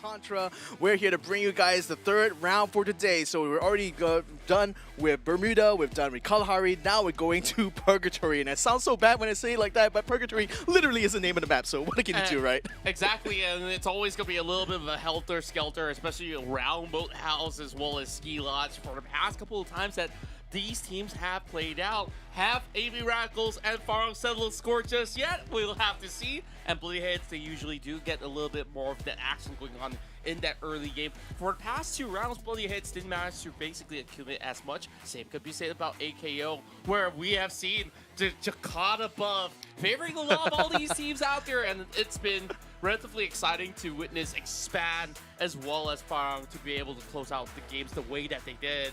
So I'm assuming that in this matchup in particular, we'll probably get a new winner for that weekend. Yeah, I mean, we've been seeing a lot of chaos, you know, in that last Kalahari map there, so I'm not expecting the same kind of thing will happen, but something I think has to be said about the aggression that we're seeing from these teams from the get-go here, because, you know, teams like AB Radicals and Revenge kind of like lost out in the early game, and I wonder, is that because they kind of dropped in like separate areas, you know, going for that split strategy that worked out well for them in the group stage. Unfortunately, we didn't quite get to see during the, how that drop really worked out there for AB Radicals. So just maybe, you know, they're just really not expecting teams to be that aggressive early on in this regional final. Exactly that, and I think like there's also a little bit more for them to adapt to overall. But now going back to Purgatory as well as later on Alpine, they might actually feel a little bit more comfortable because they've been able to play this map since yesterday. So we're about to basically jump right in with this flight coming in from the North Point, cutting through Fire Brigade as well as Lumber Mill over on the southern side. And looks like we're already getting ourselves a little bit more contest. QR facing off against them. Wow, I mean, this literal blue zone is looking like a final circle at this point because there's 4 teams trying to vie for this spot. Kazu does get the knockdown first on the Rimmel, and oh, he gets knocked down by Newbie in the distance as well. So, you know, they got to watch out for those back doors. But speaking of back doors, QR is also getting himself into this fight now, trying to rescue the teammate Kazu. Should be able to get him revived back up, but they also got to watch out for Farang, who is also around the corner, looting the northern side of Crossroads here. Or actually, rather, watching out for Tanamo 1, who actually has a high ground compared to them in this zone. This is going to be looking to be a little bit dicey, but he does have an AR on hand, though. Blank now trying to pull down a little bit more bullets from the high end of the hills, and that's going to be a little bit more of a point of being secure coming in from the side of UMB. Jebel now brings the crosshair onto Hyper, will be able to take him down for now. And then OP, he's getting tagged so much. Farang will be the first kill leader of the game.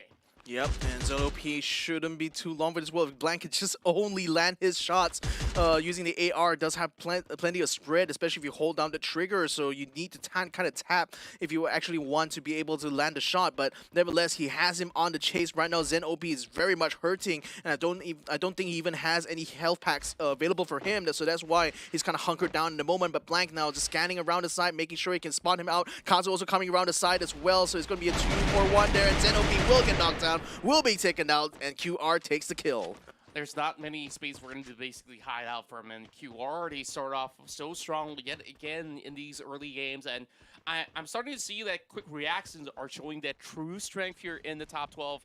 In the group stages, they may have actually had a little bit of fair share of struggles, Now, with a little bit more of attention being drawn over on the northern side of the blue area, play over at Crossroads for quite a tad bit, AKO, they decide it's not worth the cost to basically sacrifice more teammates. They're just going to move aside and give a little bit more spacing between them, AV Reticles, as well as Farang. But speaking of quick reactions, they're also about to cut right into the corners from the bridge itself. So not really too sure whether or not will they be able to go back into the area play. But Farang, off to a really strong start yet again. This is going to be 3 points all acquired, and Zen-OP, he's back up online, but Asta's going to be around. Oh no, literally dropping in very early on means there's no loot actually available for him, and now that Asta is actually on the case here, Zen-OP needs to try to give him a run around, and Asta will spot him on the window. Now he knows that Zen-OP is out and open, but Zen-OP is a little bit quicker on that trigger finger. He has a G3, and that certainly brings you a lot more single shot damage there compared to any other AR, so it was an easy one there for Zen-OP, though the fact is that he was definitely living on the razor's edge there in that battle, but nevertheless picks up a health pack, will be able to bring himself back up to speed. But they're so separated though. AKO, they're all spread apart. Alpine from the side of Revenge, they heard a little bit of shots coming into these corners, and NC, they're just being challenged from all corners of the map. AV Radicals will find one, and there's more coming in from Revenge. Dino holds his own out of all these scuffles, and NC, though they did get those 3 corners, they're losing way too much more than they can basically chew.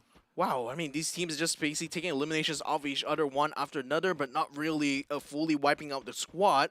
So that's certainly a lot of kill points they're farming in this early stage of the game, and I wonder who's actually coming out on top of all these battles. I mean, NC has 3 eliminations, so does Revenge as well. I mean, NC right now is going to be relying on Dino to try to find a revive point, but already you can see AKO making a beeline for that zone at the same time, so Dino may have to find another spot, or maybe just try to risk this 1v2. I don't know. With that kind of odds, I don't think I want to take those odds either. Yeah, I think he sees him, but he's definitely not going to be able to pull triggers or anything at all. So, AKO, they should be able to get a newbie back up in a jiffy. So, this is where I guess it's even more troublesome for Dino, because the next checkpoint, it's going to be so far away. Like, you got to travel to another city by foot. That's, of course, in reality, maybe not too possible to go from one hospital to another in KL. But Dino, I think like he gets a little bit more of a safe haven across the corners of Boathouse, since a lot of all these teams have already vacated this area. So Axis, they're just taking their sweet time, but they're about to be visited by the rest of bloody hits that's coming in from the top end of the hill. So it's a 2-2 split going on for Axis, where they're basically not looking forward to any form of a fight, but with a little bit more of an intel received, they might basically reconvene and commit to this battle against Bloody Heads. Yeah, the thing about Purgatory as a map is that there's a lot more open space in between, and there's a much more bigger map actually compared to the other maps we have in Free Fire. So naturally, there's a lot more space for maneuverability. So definitely, you expect that mid-game will kind of slow down a lot at this stage, because the teams will be more focused on just trying to survive really than actually trying to take fights here, because to do that you really either have to find yourself in a really good position, or just happen to have a bit of luck.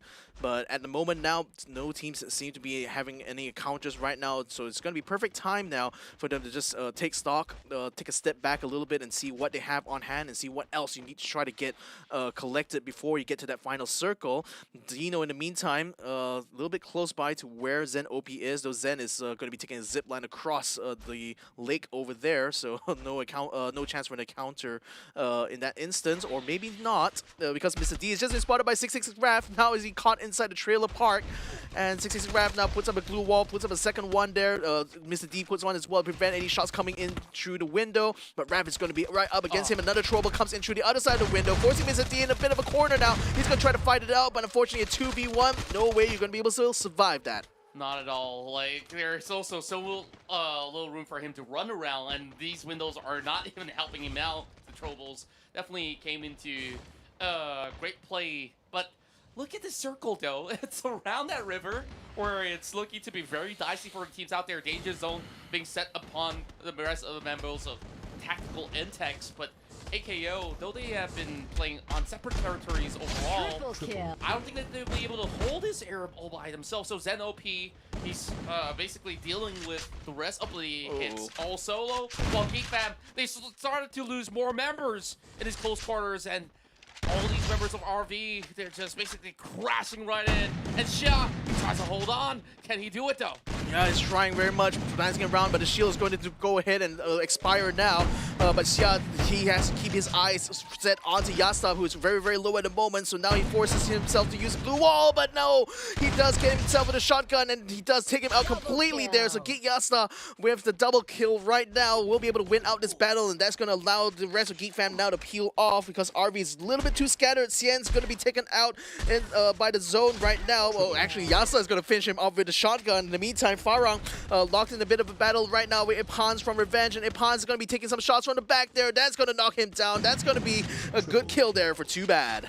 And Jaspu gets another one in the back. 7 points so early into the fight, and Farang has been trailblazing many of all these this open areas of space. Mark, though, he is in a little bit of pickle. Everyone's just hugging tight in within the blue walls, and Mark still managed to find one back. Bloody Heads, they managed to eliminate that singular target that was pushing up ahead. Fies as well as Newbie. They're trying to find ways to attack Bloody Heads from very different angles, but it's not been working out though so far. NC, I think, just brought back some of the members, but they're scattering themselves from this zone here because Bloody Heads pretty much has this area unlocked right now and should be able to gatekeep anyone who tries to get close. We do see a member of AKO a little bit far off at the moment, but Bloody Heads seem to be pretty content just hunkering down with these blue walls already set up to try to see where they want to try to maneuver next, or rather where the next circle is going to land. The UAV is going to be able to scout out AKO. I think it should just about miss Bloody Heads there, so no information is going to be conceded from BH at this point. There's still at least one member NC up on top. I think that's going to be Revenge. Yeah, Revenge now moving in towards the center of that safe zone, and they're actually trying to make their way towards the yellow zone right now. So is AV Radicals, and AV Radicals seems to be quite looking pretty much for a fight right now, but just not finding anyone to encounter at this point. Not at all. It seems to be a little bit of a standstill as teams are trying to figure out the best way possible to basically play out this final few zones, because it's going to be by the river. There's not really much cover to begin with, and it seems like it's going to be another kill going out on the charts where Revenge, they've been able to get themselves by the corner of Pure as they managed to land a couple of attacks over the top end of the hill, but that's basically no angles within the side as he sees a couple of players coming across, but it's going to be a big blast coming out of Kazu to take him down.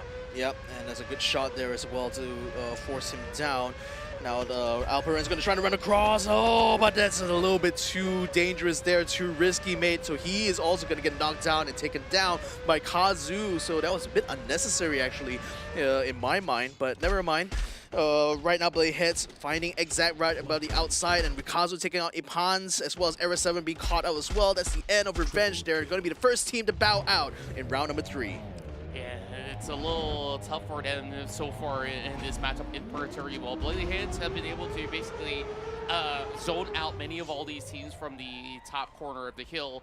Geek Fam, they're playing very safely, and they're trailing right behind the rest of Expand, who may not have much clue of how some of these teams have been lurking around. Axel, though, tries to supplement with a little bit of cover, and that's a great shot onto Blanks again. Ooh. Too fast now, comes in with a huge Q of the grenade launcher, and Troy pushing forward. Quick reactions, could not even have a second to spare to fend off.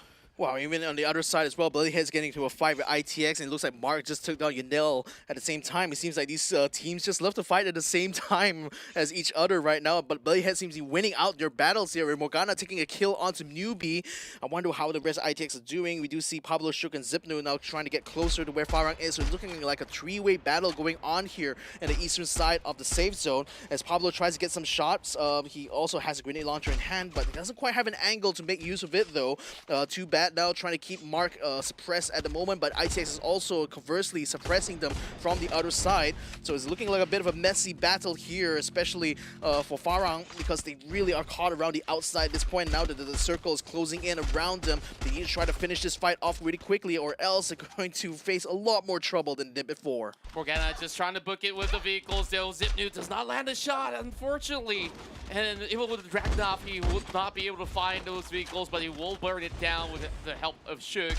And Tactical Intex, they're playing from the outskirts, finds one member out of the side of Farang, and it's going to be Jamble. So they're going to lose their long-range player out of that. And Farang, he won't be able to do all too much, but NC, they're getting tagged and tagged coming from the side of Zipnu, and there's not much to cover up with. I don't really see glue walls coming out from the team as they're just hugging by the corner of the tree. And then ITX, they're getting so much out of Zipnu. It's a triple in the back. What the heck? It's just literally turned around and it's like, oh, free kill? I get it as well. Taking down NC with the quad kill there. What is this man made of? Literally, like, that's literally got eyes in his back, I swear. And you thought that Axel's sniper shots were incredible. This guy, he's got 360 views, eyes on his back, I would say. And then EXP, speaking of the devil, we still have, of course, Axel on this other end, but they're trying to deal with the rest of Geek Fam overall. And they're just stuck inside of these boot camps, and it doesn't seem like there's a way out for the side of Geek Fam just yet. Oh, look at the way that circle is. Literally a third of that circle is just water. What? So what the heck is this spawn right now? The RNG is not working out well here for the team, so they're going to have to just take these fights out in the open. And out in the open is Cobra, though. The glue wall is keeping him alive a little bit. He's allowing himself to get some kills onto Geek Fam, taking out Zeke there. Now the rest of his squad moves in, try to take him all face to face there. X-Roy with the double kill on the shotgun will be able to finish them off. Yeah, there's just no space for Geek Fam to work around with. And now the rest of Expand, they're going to run into the open as well. So who's going to be able to survive out of this run? AV Radicals, they do have two players parked over on both sides of the river. Cobra comes into the flush, and that's going to keep them down.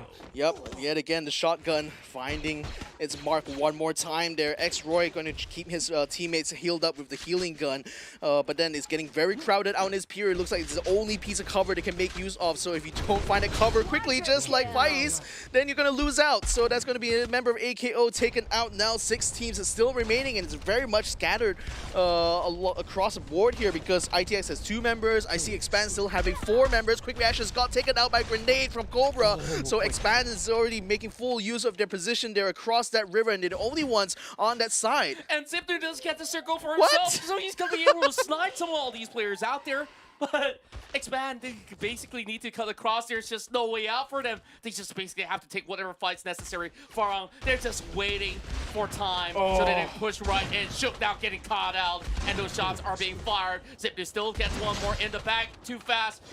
Will be able to take out another member of the side of ITX, leaving only Zipno behind. Yep, Zipno is going to have to hold out by himself. He has the best position, though, with the circle landing on top of him, so he's trying to do his best here to get eliminations, but it's only so much one man can do, especially only with a Dragunov, which has been nerfed in this patch. So, 2-1 caught in a very bad spot there, but X-Roy doesn't have the shots necessarily to try to finish him up. ITX got caught out there with 2 fast, taking the shot there, taking out 1. Now, AV Radicals gets eliminated with 2-1, the last surviving member taken down. Expand still has 4 members, though. I think X has only got 1, maybe? Oh boy, this is looking bad here. They found him out. And Cobra, he's trying to kill himself. Oh, he blew his own HP parts off the roof. And then Neptune goes down. And this is where Expand celebrates yet another booyah. That could have been such a fumble there, wasn't it? Of Cobra, but oh man, well, I mean, what is this with these teams continuing to use that great down the show? Oh my goodness, the disrespect coming out from Expand there. They're just saying that, oh, what was it? Was it? Here, yeah, oh boy. We can't hear you, like, we can't hear you from the top. What are you guys seeing at the bottom? Like, they have been able to do it all, and they can flex however they will, and no one's gonna be able to say much. Yep, I mean, 2 booyahs, and that's 2 in a row now for Expand, so that's a lot of points now they're gonna have to contend with for the rest of the teams here, so that's already putting them on the spot here. Certainly a team to beat right now in this regionals. Yeah, I just love these boys. I mean, like, they're having so much fun at the same time. Like, you know, like Cobra, sure, I think they all knew it was down to a singular player. Like, he could give his life for it. Like, don't worry, we still have another 3 players to basically play that one out. But what's really impressive, other than Expand's victory in this matchup, was Zipnu. Like, him on those Dragunov shots, just absolutely sublime. Like, we gotta basically take a look at this once again, where we started off very early. A lot of fights take place over on the corners of Crossroads as well as Moat House. And yikes, I mean, a lot of all these big teams like NC, they didn't manage to make the cut. Yeah, that's especially surprising given how aggressive they are early game, but I guess, like, especially on a map like Purgatory, it's more about the late game more than anything else. So, you know, you may have like a banger of like an opening by, you know, taking out some good kills and eliminations, but if you don't prioritize your loot for that final fight, or more importantly, especially for ITX, you know, going to that final circle with like Shook being caught out the outside there, you know, Zipno, if he had a little bit more support, that would certainly have helped him a lot in that final circle, because he was already doing so much work with that Dragunov sniper. And then X-Roy here, I mean, what else is left to be said about this guy? The shotgun is one of the best tools for the trade when it comes to CQC, and X-Roy is one of the best CQC players here on the map. Yeah, not only that, we also do have Cobra that has been able to also help X-Roy in tandem, and things have been looking relatively clean. And I just love the fact that X-Roy has been able to spot not only the ones that are above those hills, but right down under some of all these shelters. And this was still the fumble from Cobra before the rest of Expand came in to basically close out the game. Yeah, I mean, imagine if he took out not just himself, but like another of his teammates there, and then maybe they wouldn't be that confident. Yeah, like that will be the ideal play overall, to be a martyr to secure themselves that Booyah. But it's still a big 26 pointers being secure. Expand will undoubtedly be at the top of the standings right after this. But look at Farah, they're also getting 18 points, so I think like Farah will be sitting closely at second place. Yeah, and you know, at Tactical Intex, you know, thanks to Zipnu, was still able to get 7 placement points throughout, so that still puts them third in the standings here for round 3. Auto Knockout also putting themselves up there along with Quick Reactions. I do have to say though, a bit of underperformance. I have looking at teams like Revenge and No Escape RV. Though No Escape did manage to get, I think, second or third, or quite high up in round number 2. But I think round 1 and round 3 right now seems to show a lot of weakness on their side here, so hopefully we'll be able to step it up. Nevertheless, Farang, now they're getting a little bit more headshots this time around. 10 headshots for them, 8,000 total damage for them. But I think especially with Expand starting to gain a lot more points now in these last 2 rounds, Farang is going to have to step it up if they really want to be a competitor to them. Yeah, and overall, I did see some improvements coming in from majority of the teams, though they may have seemed to be underperforming, but in that particular matchup, the minimum amount of takedowns coming from every team was 3 eliminations at the very least. So I think like I would give them credit for a little bit more of that effort being displayed. Like we see NC, they had better runs inside of the group stages. Same could be said about AKO, but you know what? Let's also hit right back in for the interview because we got Expand on the line. Tengah bising kat belakang sana. Boleh ceritakan sikit tak? Dapat kena Booyah tu mungkin first dekat kita orang punya rotation lah. Okay. Kalau kita tengok daripada circle awal, kita orang tak dapat zone.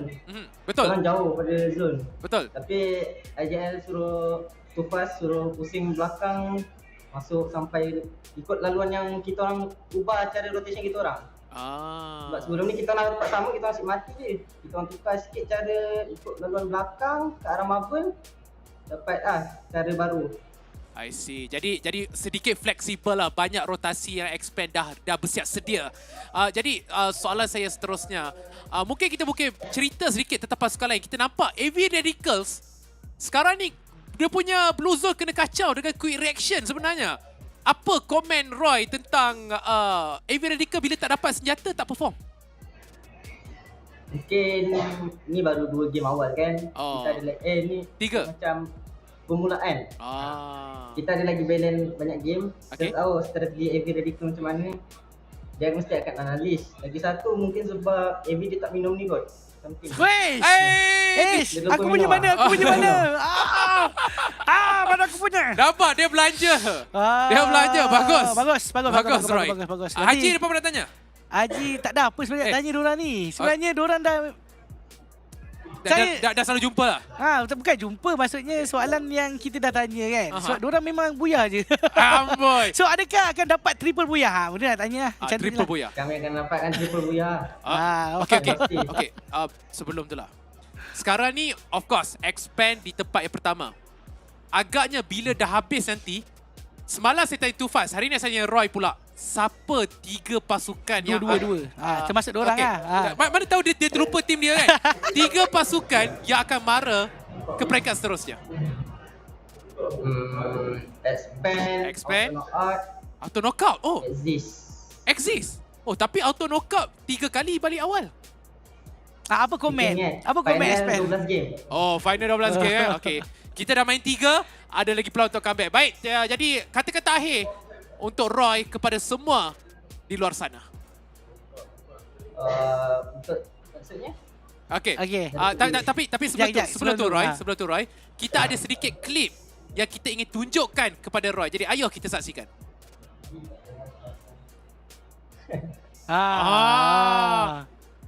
Ada apa-apa yang Roy nak sampaikan ke tu? Itu pada siapa tu? Itu pada siapa tu? Pada yang dekat tu ke? Pada siapa yang turun droplet kita orang. Tapi buat masa ni macam tak ada je lagi tak yang ada siapa berani cuba kacau Expand di awal perlawanan. Itu macam peringatan siapa turun droplet kita orang. Okey lah Roy, sekali lagi kata-kata akhir untuk Roy kepada semua peminat ataupun penonton di luar sana. Jangan jangan lupa support Expand. Terus di ESL Snapdragon sampai ke akhir esok lah. Untuk kita orang dapatkan top 3. Baik. Jadi kami ucapkan semoga berjaya Expand dan pastinya semoga berjaya juga kepada Roy.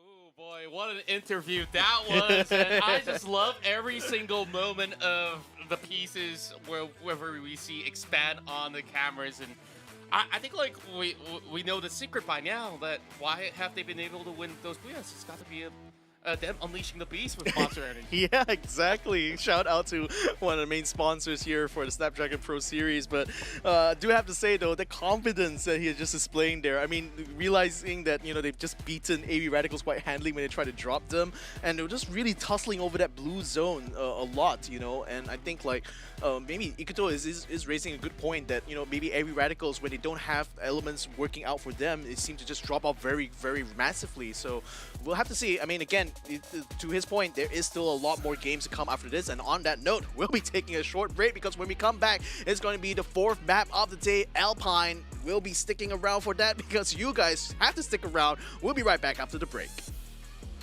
The Snapdragon Pro Series is brought to you by Snapdragon Elite Gaming, Monster Energy, and Kachi Shop.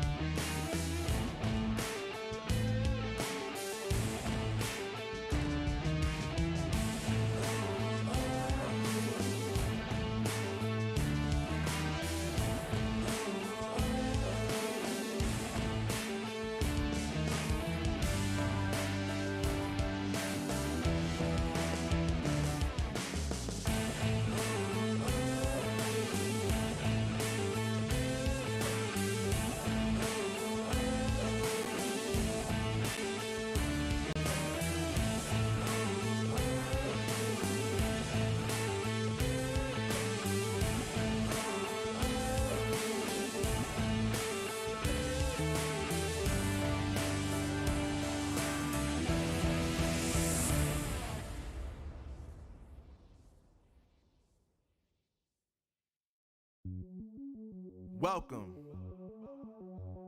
to the place where dreams come true. Where everything you want can be yours.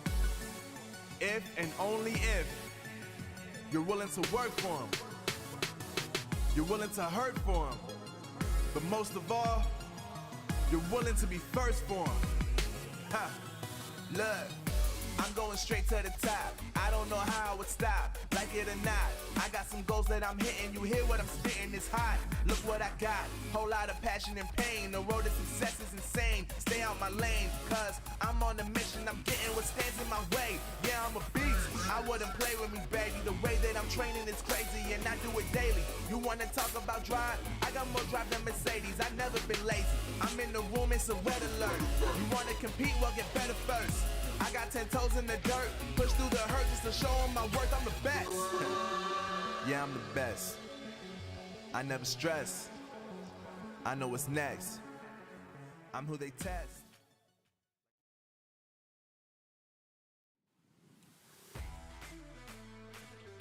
Welcome back for more Free Fire action here in the Snapdragon Pro Series, brought to you by ESL. My name's Contra, this is Victor Cax, your commentators for the entirety of the evening, and we have ourselves a great weekend here, filled with amazing Booyahs.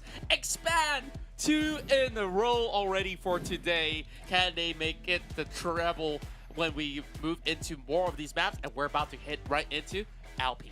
I mean, seems like the potential of getting to a trip to Jakarta seems to be motivating them a lot lately, because now they're thinking about getting that third Booyah today, or at least throughout the course of this weekend here. So that's going to be exciting to see. But I just have to say, though, I love the shade they take, like, to throw around to some of the other teams there. You know, just kind of like adding a bit of spice to this competition. And I love it. You know, I love it when these teams love to kind of like, you know, go each other a little bit, try to poke each other, you know, coming to these competition. Let's go ahead and have a look at the standings right now, though, as we take charge about how these teams stand after these 3 rounds. So Expand right now having the bulk of the points there at 65, but that's because, you know, not only they got involved in 2 final circle fights, but they managed to net 2 Booyahs as well and 35 kill points. That's a hefty amount of kill points here for one team. That's right, and Farong is still trailing right behind them with 46 points, with good balance of both placement points as well as kills on board. But quick reactions, they've been also maintaining their own pace to be able to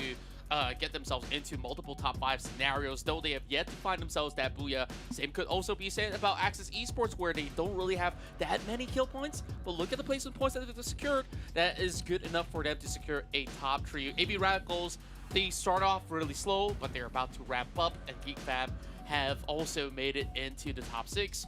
Meanwhile, I think like things have been relatively quiet coming in from NC, No Escape, Revenge, and surprisingly, Auto Knockout. Yeah, I mean, I think that's also the big thing that we were kind of, that I myself was wanting to see, you know, how will Auto Knockout handle themselves in this regional final. And I suppose that after 3 rounds, you could say that, you know, they seem to be underperforming a little bit, but maybe, you know, hopefully with the next few maps, especially now that we're on another new map, which is going to be Alpine, hopefully they'll be able to step it up a little bit, because they definitely have the potential, they have the skills required to make those kills. It's just that it seems like they're not really farming that much coming into this competition so far. Exactly, and I think like their approach here is that they've been trying to take the center of the circle very early on, and then after that they can't really seem to have handled the form of pressure coming in from other teams that's about to close in on them. And so I felt like the way that they defend needs to improve, but you know what, if they don't, there's not gonna be any tickets for them heading to Jakarta, and it's gonna be happening on February 2023.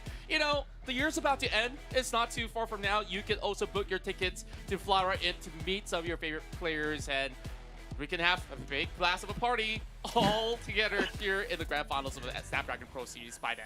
Yeah, I'm so looking forward to that grand finals. Nevertheless, ladies and gentlemen, let's go ahead and jump straight into our 4th game right now. This is going to be the map of Alpine, and right now with all the teams already knowing where they kind of stand, I want to see some of those guys, especially on the other side of the leaderboard there, start to step it up here, because they definitely need to try to match the performances we're seeing so far from teams like Farang, from teams like Expand, teams like Axis as well. Especially AB Radicals, you know, they're again trying to go for that blue zone. It's very, very crowded there. A 3-way battle starting to form on that side, while Tanamo is going to be on the outside there. There's a bit of a backup in case things don't work out well for AB Radicals here. And once again, they're basically locking horns. Jemble does get the first pick, and that will basically open up the flurry of attacks coming in from the side of Farong. But they're not just alone. Look at quick reactions. They're also closing in from the other corner of the map. And AB Radicals, though they have lost one, they should be able to eventually come in back with a couple of revives. There's another fight taking place. I do believe it's going to be at the Railroads, where we're seeing Revenge taking on another team, and I believe that to be NC. Yep, they are an NC, I think, already got knocked down as well on their side. In the meantime, Zeus 1 finding a shot against Hyper. Doesn't quite get a knockdown on him, though. In the other fight, though, it looks like Ipans is going to be on the outside. He gets knocked down by one of the members of NC there, so he's going to be locked on the outside. The good news for them, though, is the circle does land on top of them, so they don't really have to think about maneuvering out of there anytime soon. In the meantime, speaking about maneuvers, AB Radicals just peeling away from this fight, realizing they've lost it out completely, and I think this is kind of indicative of a problem happening on AB Radical's side. It just seems like when they can't find good loot, they just seem to lose out on those fights. Yeah, it's just a little bit troublesome for them, especially they've been dropping into all these blue areas of play from the get-go, but they can't seem to basically secure much out of it. Ramel even lost his vehicle very early on, and that's more and more pickups coming in from Farong as they extend themselves to be the kill leader pack in the early game yet again. ITX still chasing in. Can Ramel survive? 3 people chasing this one dude here from AB Radicals, but this goes to show how much of a target has been painted on their back, isn't it? Ramel now facing fire from all directions here as he ducks away inside the house, or rather just around the back of the house right now, but ITS is still closing the gap to him, so he very quickly needs to get the heal up as soon as he can so they can finally fight back. Puts up a glue wall there to try to slow them down, but unfortunately Zipno still finds him from a distance and will finish him off. Zipnu have not stopped on those flurry attacks since the past game itself inside Purgatory, and they basically got themselves a lot of momentum from the past game. But Farong, they're not just done yet as they are launching attacks against QR. More players being revived. We still see one more player left for the side of QR, but there's nothing much for him to basically do against the rest of Farong.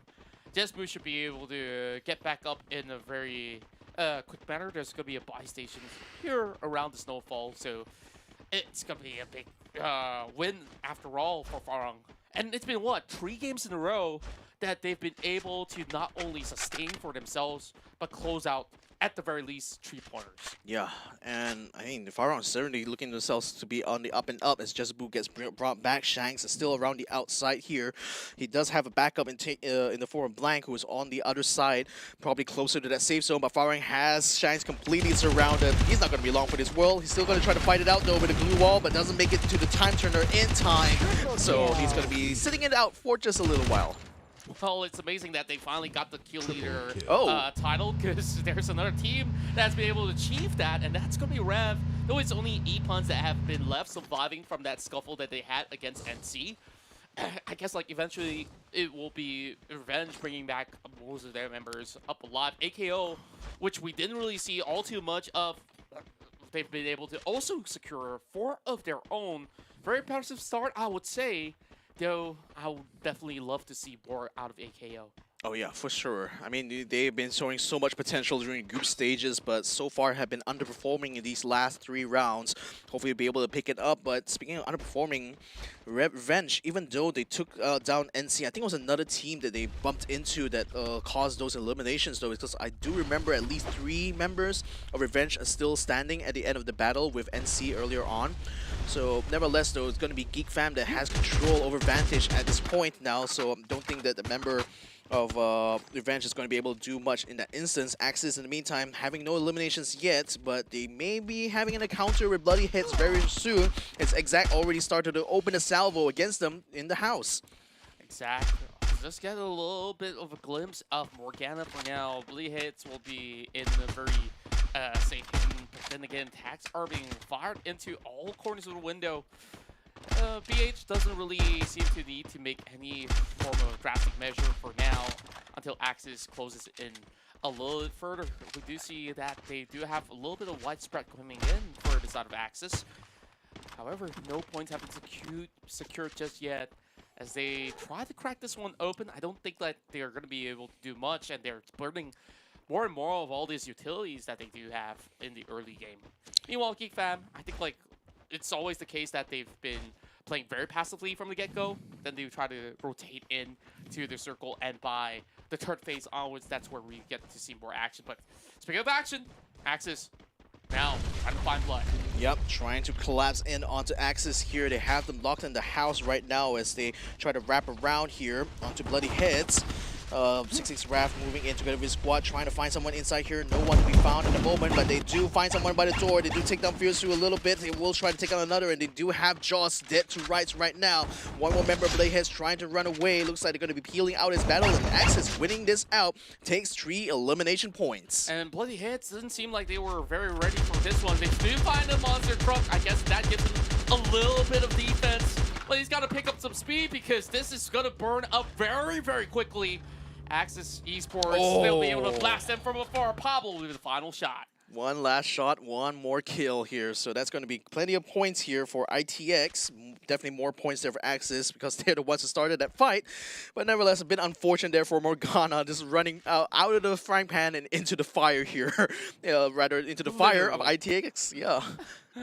Yeah, and then we thought that there's more destruction to be done with a monster truck, but then again, like, it wasn't exactly the saving grace that he has been hoping for. Now, going back to Farang, now securing 5 points already. They've heard the shot coming in from ITX, and even so, it's Zipnu that they're going to be dealing with here. Jembo versus Zipnu on those long range, though. This is something exciting to watch. Still not really leaving this vicinity, while Farang doesn't really have the safest of options. So I don't think like it's the best idea for them to plant right behind this giant rock. And the rest of ITX, I think they've already received enough information, and that shot being fired has alarmed the rest of Farang not to stay put. Yeah, and I don't know, like I guess they're just waiting for the next circle to come before they can figure out where exactly they want to try to maneuver. But right now, ITX certainly has a better setup compared to them, though. So they definitely will be able to gatekeep them for quite a while. And speaking of gatekeeping, looks like AKO has spotted out a member of Quick Reactions there. Blank trying to run away as quickly as he can upstairs as Faris tries to get the shot onto Zen OP. Zen OP now comes out on top, but Blank. Oh, just in time with the glue wall there, so keeps him alive there and finishes off Blank with the shotgun.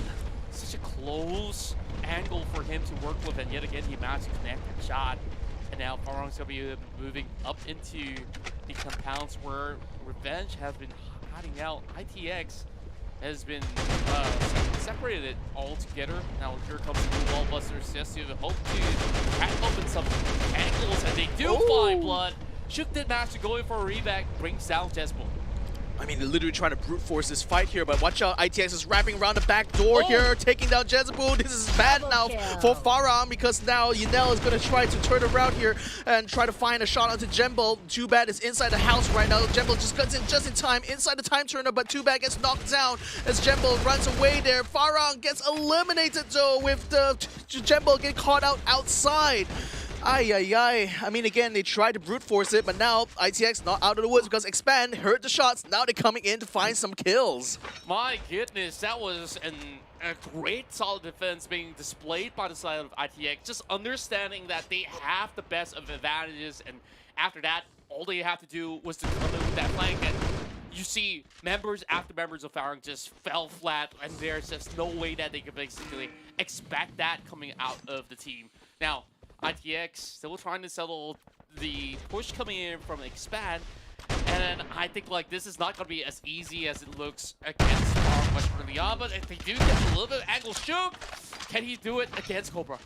Yeah, the thing is that they need to try to find X-Roy, who is hiding behind the glue wall right now. He's going to try to burst out. He does get a good grenade shot there, but unfortunately knocks himself down as well. In the meantime, though, ITX are going to be surrounding him a little bit. The rest of his teammates trying to scramble right now to try to find a high ground. But Zipno, in the meantime, shooting at them from a distance, trying to break down the glue walls, forcing Expand to hunker down inside the militia compound.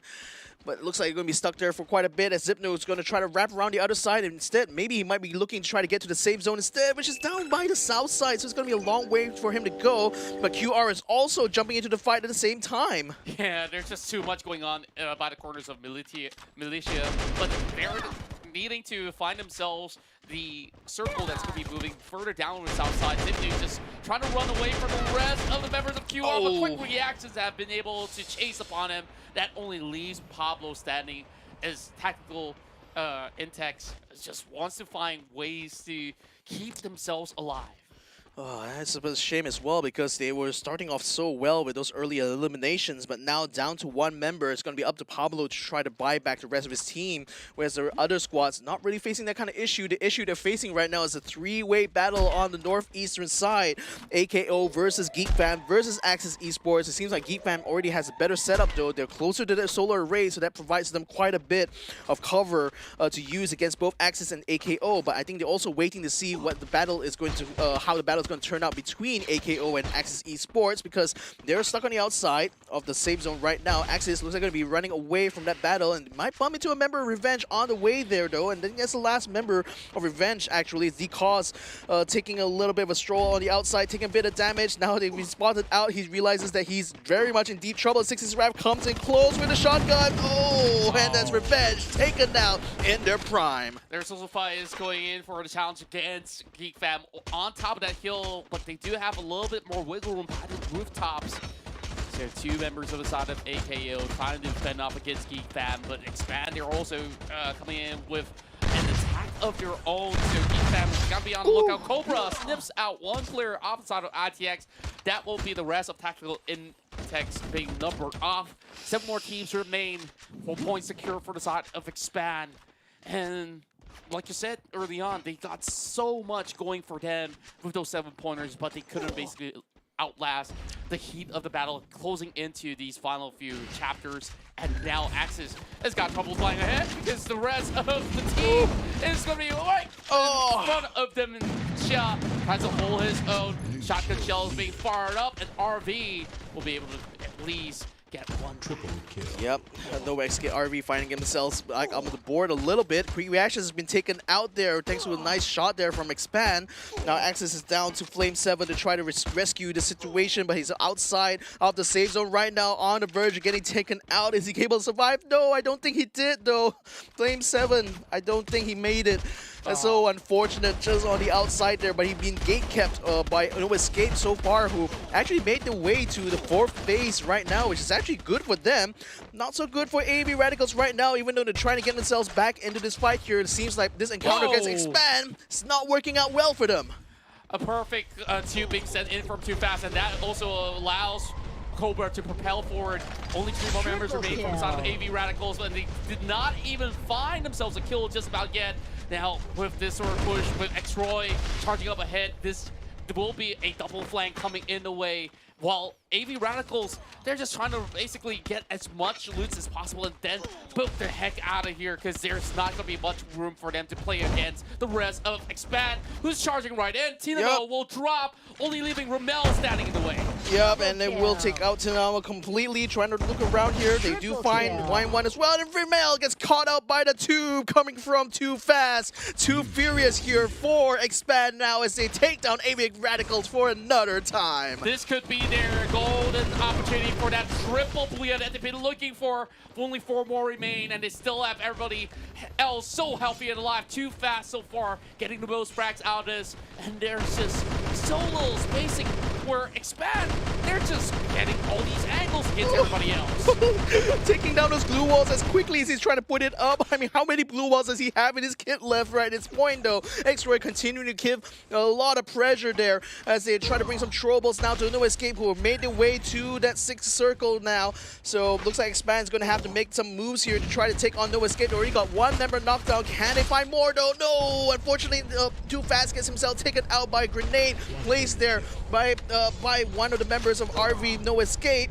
Jim Quez is going to be running into the building here trying to see if he can rescue his teammates who are right now getting the revive in. So it looks like No Escape RV still has a full squad available for this final circle fight. As King Aziz gets picked up there by Xia, who has the AWM. He's trying to get another shot, doesn't get a second knockdown though, but certainly Geek Fam seems to be hurting quite a bit as they try to maneuver closer to that safe zone. They're just relying on glue walls to basically push into the circle, and they finally make the cut as the circle shift live further up towards the northern end of the hill. Geek Fam suddenly regains a little bit of an advantage, but not too much for the side of RV, though they are all spread apart. The wall goes down, and Sha will go along with it. Yep, Too Fast is back in the fight right now. Cien's finding an angle here, trying to fight it out with Expand on the outside here. He does have a bit of cover, and he's trying to use that to try to break down those glue walls to force Expand to maneuver into the house now, keeping them locked in place. Oh, good knockdown there to Cobra as well. Now X-Ray is going to be able to get a revive onto him, but then RV needs to try to pounce it. The problem is that Geek Fam is also knocking on their door and is already suppressing them inside the cabin, so they're just facing a battle on two fronts. Now Expand is going to move up. This is going to be an opportunity for Cien to try to get some shots. Oh, he does get one. Auto Knockout in the meantime gets caught out by Cobra with a good shot there. So now Auto Knockout gets taken out. 3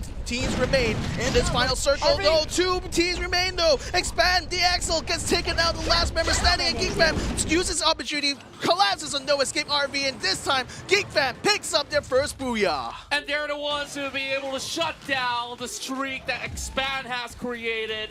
And we saw the moment that they've gotten that upper hand of that circle, it took so much out of them to put up so many walls in order to get into safety. And after that, everybody's fighting for that compound, which was that death trap being set, and Geek Fam knows how to swarm right in at the perfect time.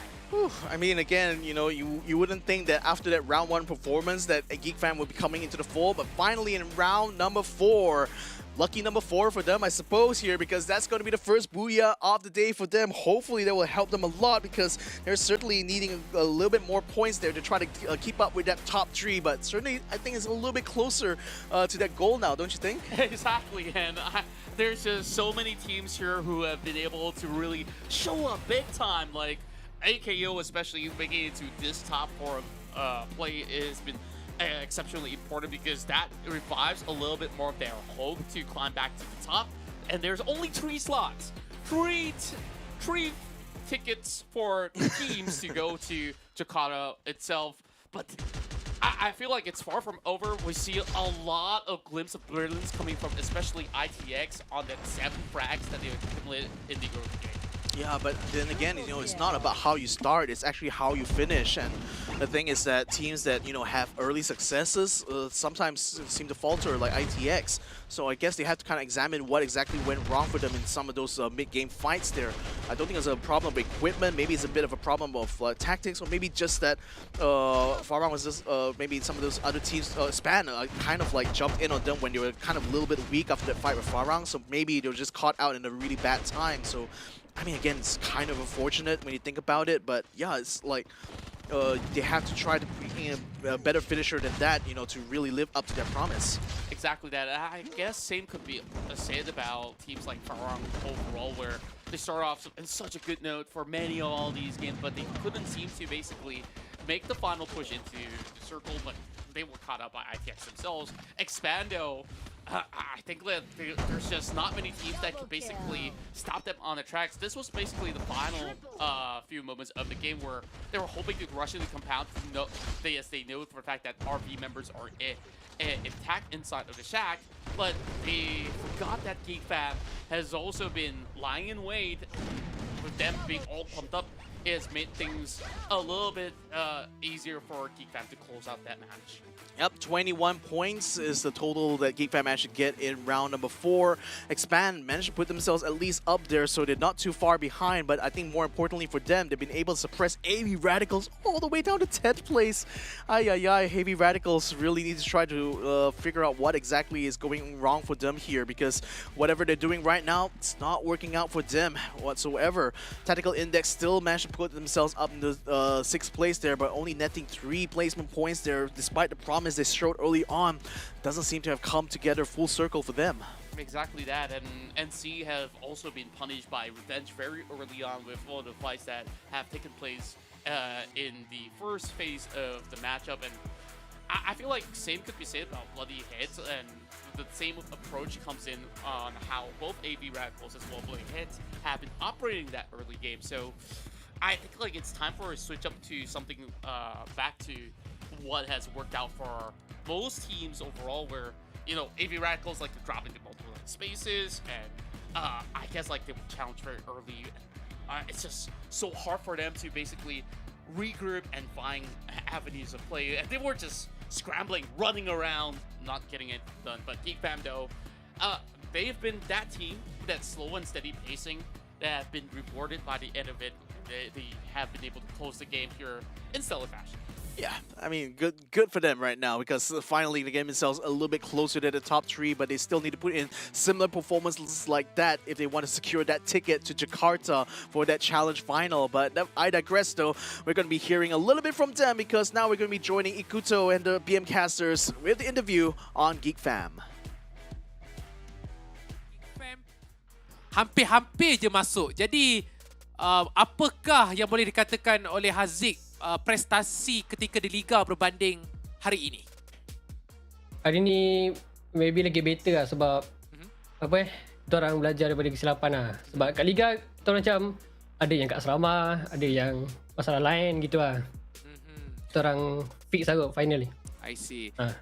Jadi saya nak tanya Haziq sendiri, sebentar tadi dalam pertarungan bulatan memihak kepada pasukan Geek Fam, berjaya untuk mendapatkan bulatan terlebih dahulu dan berjaya untuk menjatuhkan Expand, RV dan juga auto knockout. Sebentar tadi, betul-betul di saat-saat akhir, apakah shot call yang dilakukan oleh Geek Fam? Adakah Geek Fam memilih untuk kita tunggu ke ataupun kita lawan? Kita orang tadi masuk circle, kita orang masuk lah. Kita orang saya suruh diorang lawan je lah. Sebab circle kat depan kan, nak tak nak kita orang terpaksa ke depan lah. Sebab circle bukan kat kita orang kan, kita orang dari atas, kita turun sampai circle lah. I see. Haji, ada apa-apa nak tanya Geek Fam? Haji? Saya nak tanya. So, Cik Haziq kan, so kalau kita lihat untuk final ni, maksudnya untuk yang 3-4 game dah main ni, so saya nampak dari segi rotation Geek Fam tu agak baik sebenarnya. Pemilihan pergerakan mereka untuk masuk ke dalam kawasan zone, kerana ada tadi nombor 2 betul tak? Betul. Ada nombor 2 di Kalahari kan. Di sini mereka dapat buya. So Haziq memang dah prepare study dari segi rotation ke, ataupun memang dalam game ikut insting? Ikut Insting sebab kita tak predict. Okay. So semua tu insting je lah. Maksudnya dalam game lah. Okay. So yang lead tu Haziq. Okay. Sebelum tu lah, sebelum soalan saya try Haziq, saya nak tanya. Saya dah tanya pasukan lain. Jadi saya nak tahu daripada Haziq pula, siapakah 3 pasukan yang akan mara ke peringkat seterusnya? Kalau ikut performance, Expand. Final lah. Final lah. Expand, Farang, Exist lah. Geek Fam tak ada? Geek Fam tak ada? Ada patutnya ada kan, tak apalah. Kan 3 team tu kan. Kena confident. Jangan macam ni. Confident insyaAllah. Dia dah kena game lah. Okay, baiklah, mungkin kata-kata akhir oleh Haziq kepada semua penyokong dan peminat Geek Fam, dan pastinya kepada orang kata peminat-peminat Haziq sendiri. Teruskan support kita orang lah. Jangan tak cari kita orang. Sebab kat Liga dah tak lepas kan. Hampir tak lepas. Hampir. Sedih. Tak apa. Mungkin rezeki akan bermula sekarang. Kita ada lagi banyak map lagi, insyaAllah. Jadi, saya mengucapkan semoga berjaya Haziq, dan kita akan jumpa anda di game kita yang seterusnya. Terima kasih.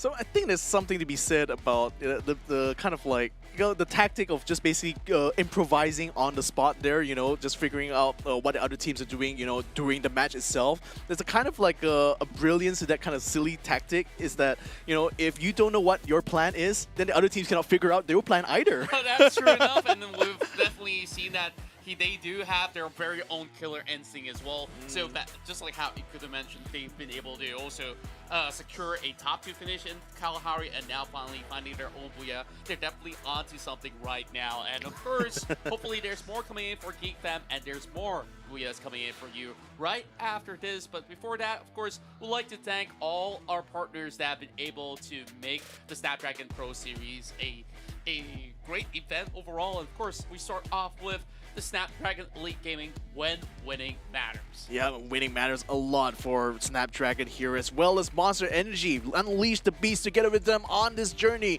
Check them out at www.monsterenergy.com/gaming. And if you're looking for your next opportunity to reload for your favorite mobile games, do it at kachishop.com/my, because you get great deals and great discounts when you use their website. So go ahead and check them out and use them for all your favorite reloads. So with that said and done, we're going to be coming back to Bermuda, but we'll have to take a short break before that. So make sure you guys stick around. We'll be right back with more Free Fire action. The Snapdragon Pro Series is brought to you by Snapdragon Elite Gaming, Monster Energy, and Kachi Shop.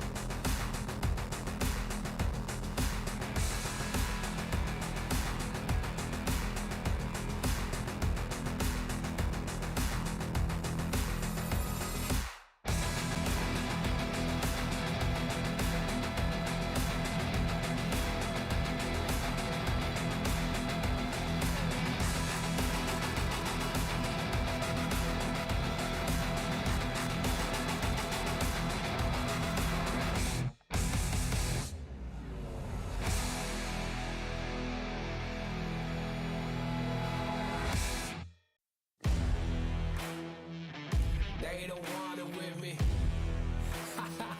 You got a problem with me? Love, you don't want it with me. Man, you won't ever stop me. Who y'all really got a problem with? Who y'all really trying to solve it with?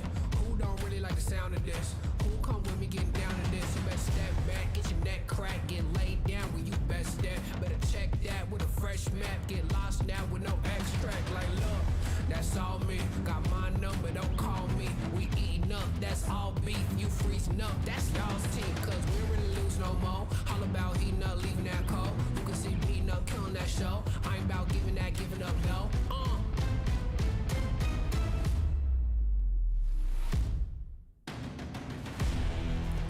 Nah, cause they don't want it with me. Look, you got a problem with me. Look, cause y'all don't want it with me. If you start a fire with me, then you never gonna stop me.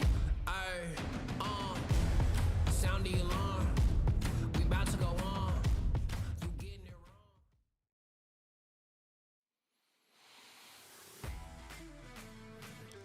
Welcome back to the Snapdragon Pro Series. My name is Victor Cax. His name is Contra. We're here to bring you guys more Free Fire action, and we've returned full circle once more because we're back on Bermuda. So now that teams have already played 4 maps in total, we know more or less where they stand. Expand having 2 booyahs, Geek Fam having 1, and Farang also having 1 booyah. But are there other teams that are going to be stepping on the plate? What do you think, though, Contra? Well, I do think that there's going to be other teams that will be able to basically find their opening booyah overall, where we see ITX working pretty hard, but they haven't been rewarded just about yet. I think within the course of the total 12 maps they played out, they should be able to secure one. Whether or not will this be a win for them in Bermuda, it's too soon to tell, as we will definitely have to take a look at the overall standings, where Expand and Within less than a day's work. Look at that. 83 points have already been acquired by the team sitting at the top of the table. Farong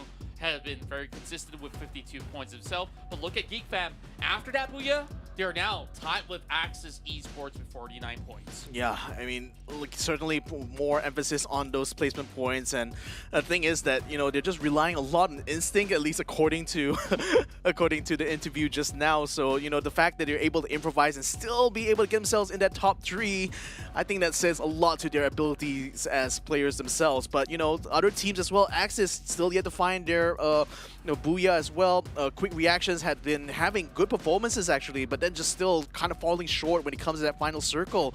AV Radicals finding and putting themselves into that first page, but I was certainly expecting them already from the get-go to be in that top 3, so they're going to have a lot to kind of like make up for in these next 2 maps. Exactly, because they didn't manage to walk away with any form of points inside of the past matchup inside of Alpine. Now that it's something that's a little bit more familiar back in Bermuda, things should be looking a little bit better for the side of AV Radicals, but it has always been a little bit of a struggle at the start for the side of AV Radicals as compared to the group stages where they've been able to find very consistent volumes of successes where it doesn't seem all too easy after all, especially now with the top 12 teams being so competitive that it's really hard to basically crack open some of their defenses, especially when you have a team swarming at you. You better be ready with whatever stock's necessary. And this thing, like, I think Farong is just really trying to focus more on the early phase looting, so that's why we tend to see them drop into the blue zone a lot. But conversely, other teams as well recognize that this is a very valuable place to drop in the early game, because if you get really good loot, you can carry yourself forward very easily through the mid phase. So I think like now we're starting to see that, you know, getting that blue zone is kind of becoming a bit of a hot spot. Maybe it might be a little bit smarter to try to find loot in other areas instead and just let the other teams kind of fight it out over there, maybe. But then again, it's up to kind of these teams to figure out what strategy works out for them. But what's for sure though is that whatever Expand is doing is certainly working out well for them. Exactly, and basically they just trailblaze any form of territory. If they were in the city, they'll just go for those fights, and even if they lose a few more members, which they apparently don't, it doesn't even happen all too often. Like, they just steamroll and just have this snowball going out of control where, I don't know, they're just about to create an avalanche even in Bermuda where there's no snow left. Yeah, no snow left here, ladies and gentlemen, as we jump into the game right now. The flight path takes us from southwest to northeast, and we already see teams kind of splitting up a lot more now, spreading out quite evenly across the board. Though ITX and QR are landing close to that blue zone, looks like AV Radicals are dropping in more or less around that same area, but just trying to kind of keeping an eye on Shipyard as well. Axis Esports also going to be meeting them on the ground. A bit of shots are going to be fired there by Revenge onto Cobra from Expanse, as Expanse seems to be expanding their reach a little bit. I mean, they do have that little buffer of what, 20 plus points ahead of Farang, so that certainly means that, you know, they can kind of afford to take things a bit more risky strategies in this late phase of the evening. But let's see whether or not it works out well for them, because right now Revenge seems to have a lot more people on ground here in Peak compared to Expand, so looks like this is more of information gathering there for Team Expand at this point. Yeah, it's just a little bit of a tussle on top of Peak, but there is a lot more splatters coming in. Pablo does get a little bit more of a refact, but he will be able to eventually go in for a revive of his own. Brings back Yell online, but it's just a little bit of a surprise for them heading into that early game by towers. But DCOS, he's got an Uzi in hand, but can he actually get much out of it? Oh, apparently not. Not quite. Too slow on that glue wall as well, so that was his downfall, unfortunately. In the meantime, Cobra gets himself knocked down as well, Expands, losing 2 members already in this one fell swoop, but again, they have a 19-point lead to Farang, so they can still afford to drop maybe like 1 round in this case here, but certainly don't want to drop too far down though and concede too many points now to these other teams. But conversely for Revenge, you know, they're out seeking more of these kills because they really want to get themselves back into the fold.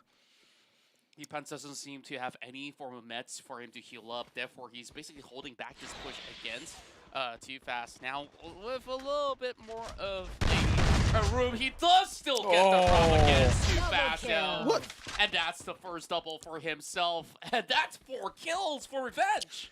In the meantime, ladies and gentlemen, AB Radicals, first team to get eliminated on Bermuda.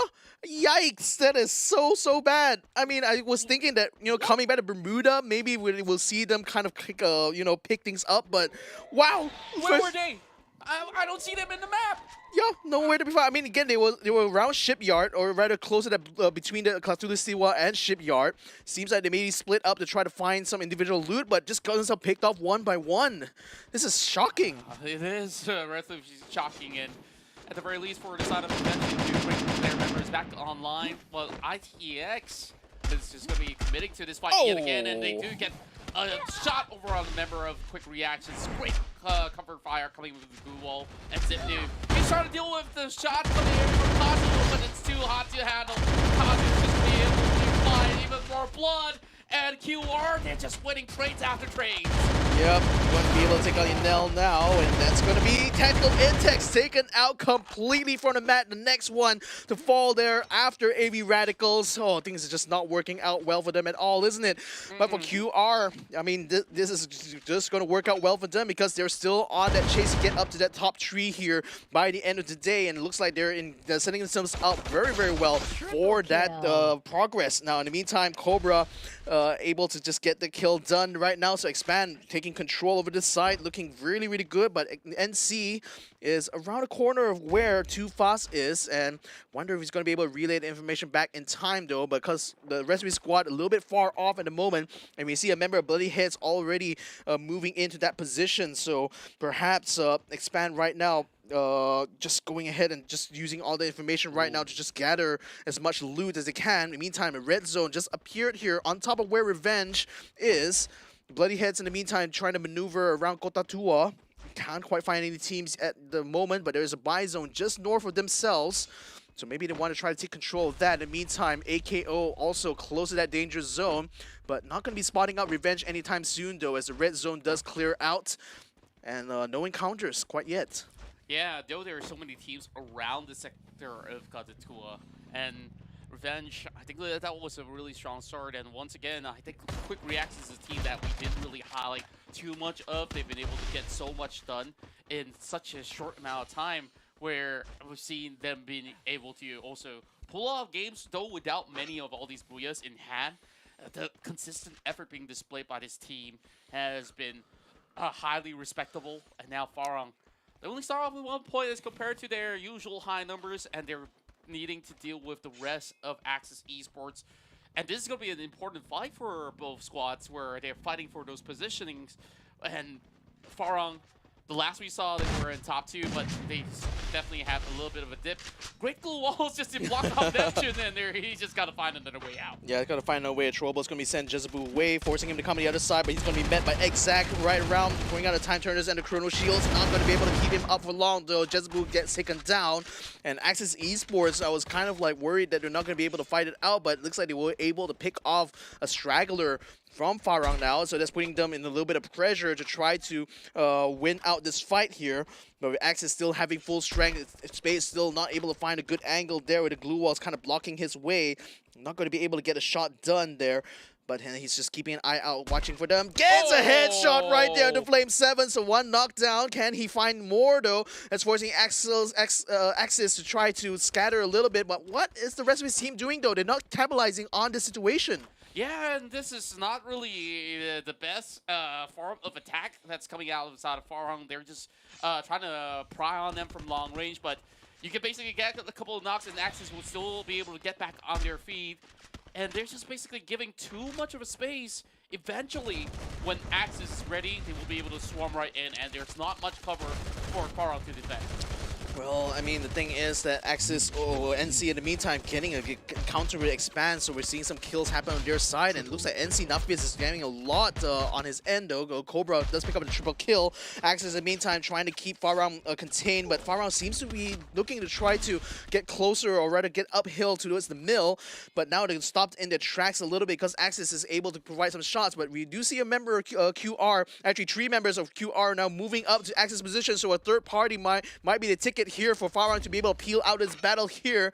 So now Axis is going to have to turn around to try to fight this out. Neptune facing a bit of pressure now, forcing on his blue wall and shields as well. Look at the amount of blue wall brought out to block Shanks. So it's not able to wrap around that way, but the rest of his squad continuing to bring more fire will be able to break down that wall, and the grenade brought in by Hyper will take out Neptune. And somehow Farang have been saved by the bell due to this attack coming in from inside of Quick Reaction. They managed to bring one member down inside of Axis, but they're retaliating right now. Exact. Now on inside of the shack, there's not much that they can basically do, but the turtle in for now until the rest of Quick Reactions are to be pushing right in. But they do find angles. Blang coming in with a huge headshot, and that opens up the space. They will swarm in. The blue walls will fall. So does the rest of Axis, but they're still holding on. Yeah, they're still holding on by a little bit, literally by a thread, but so is QR as well. Blank is the last man standing now. He needs to bring someone back up. He finds Shanks behind the glue wall, brings him up just in time, but they need to try to recover this quickly though, because it looked like the fight was going to help them out a little bit, but now it seems like they're going to be in a bit of spot of trouble because AKO is now joining into the fray here, having heard the shots coming in. They're going to try to bring some shots as well. Now Farang takes control over the mill. That should allow them to get a buy zone to allow them to bring back Jezebel. But in the meantime, they at least will have the high ground and have this piece of cover here in the form of this tower. So that will allow them to continue to bring some suppressive fire to both AKO and QR. Just look at QR.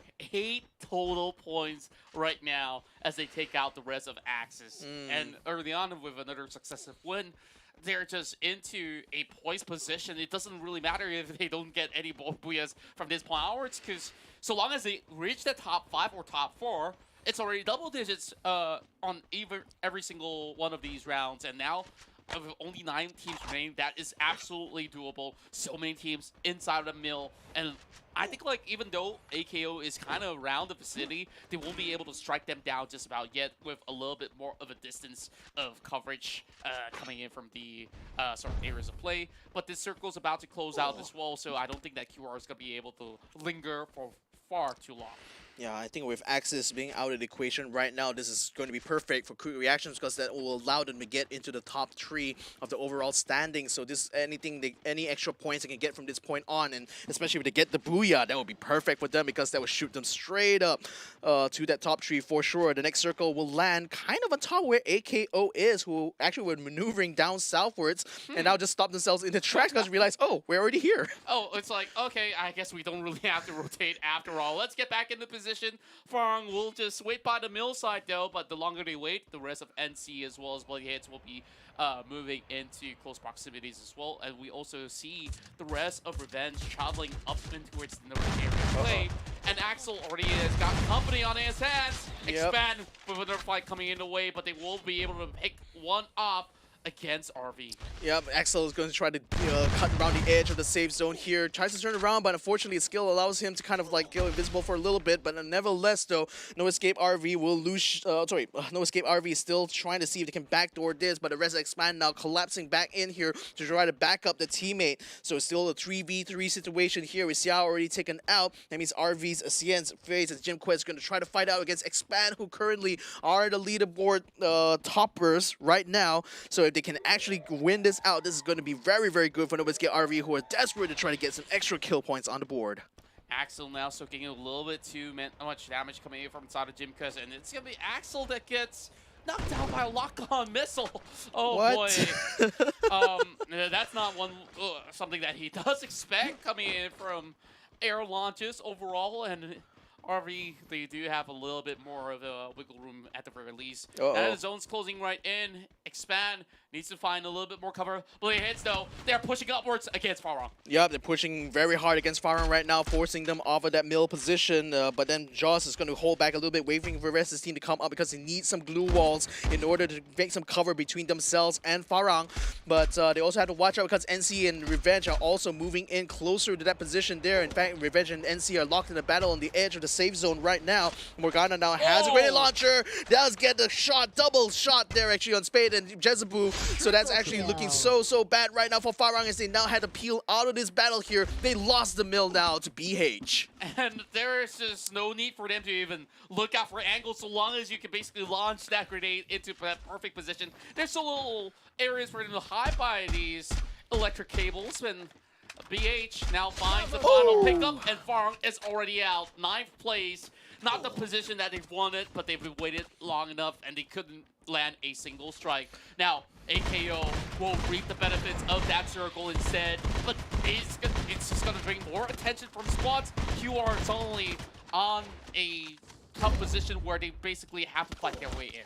The problem is that AKO now has a gatekeep, not one, not two, but like 3 teams here. And Morgana with a quadra kill there, good grenade throw there. Almost shades of too fast in that instance, and no will be able to finish off the rest. So Revenge has been stuck out there as well. So that's going to be even more points now for BH. Certainly one they will certainly savor right now.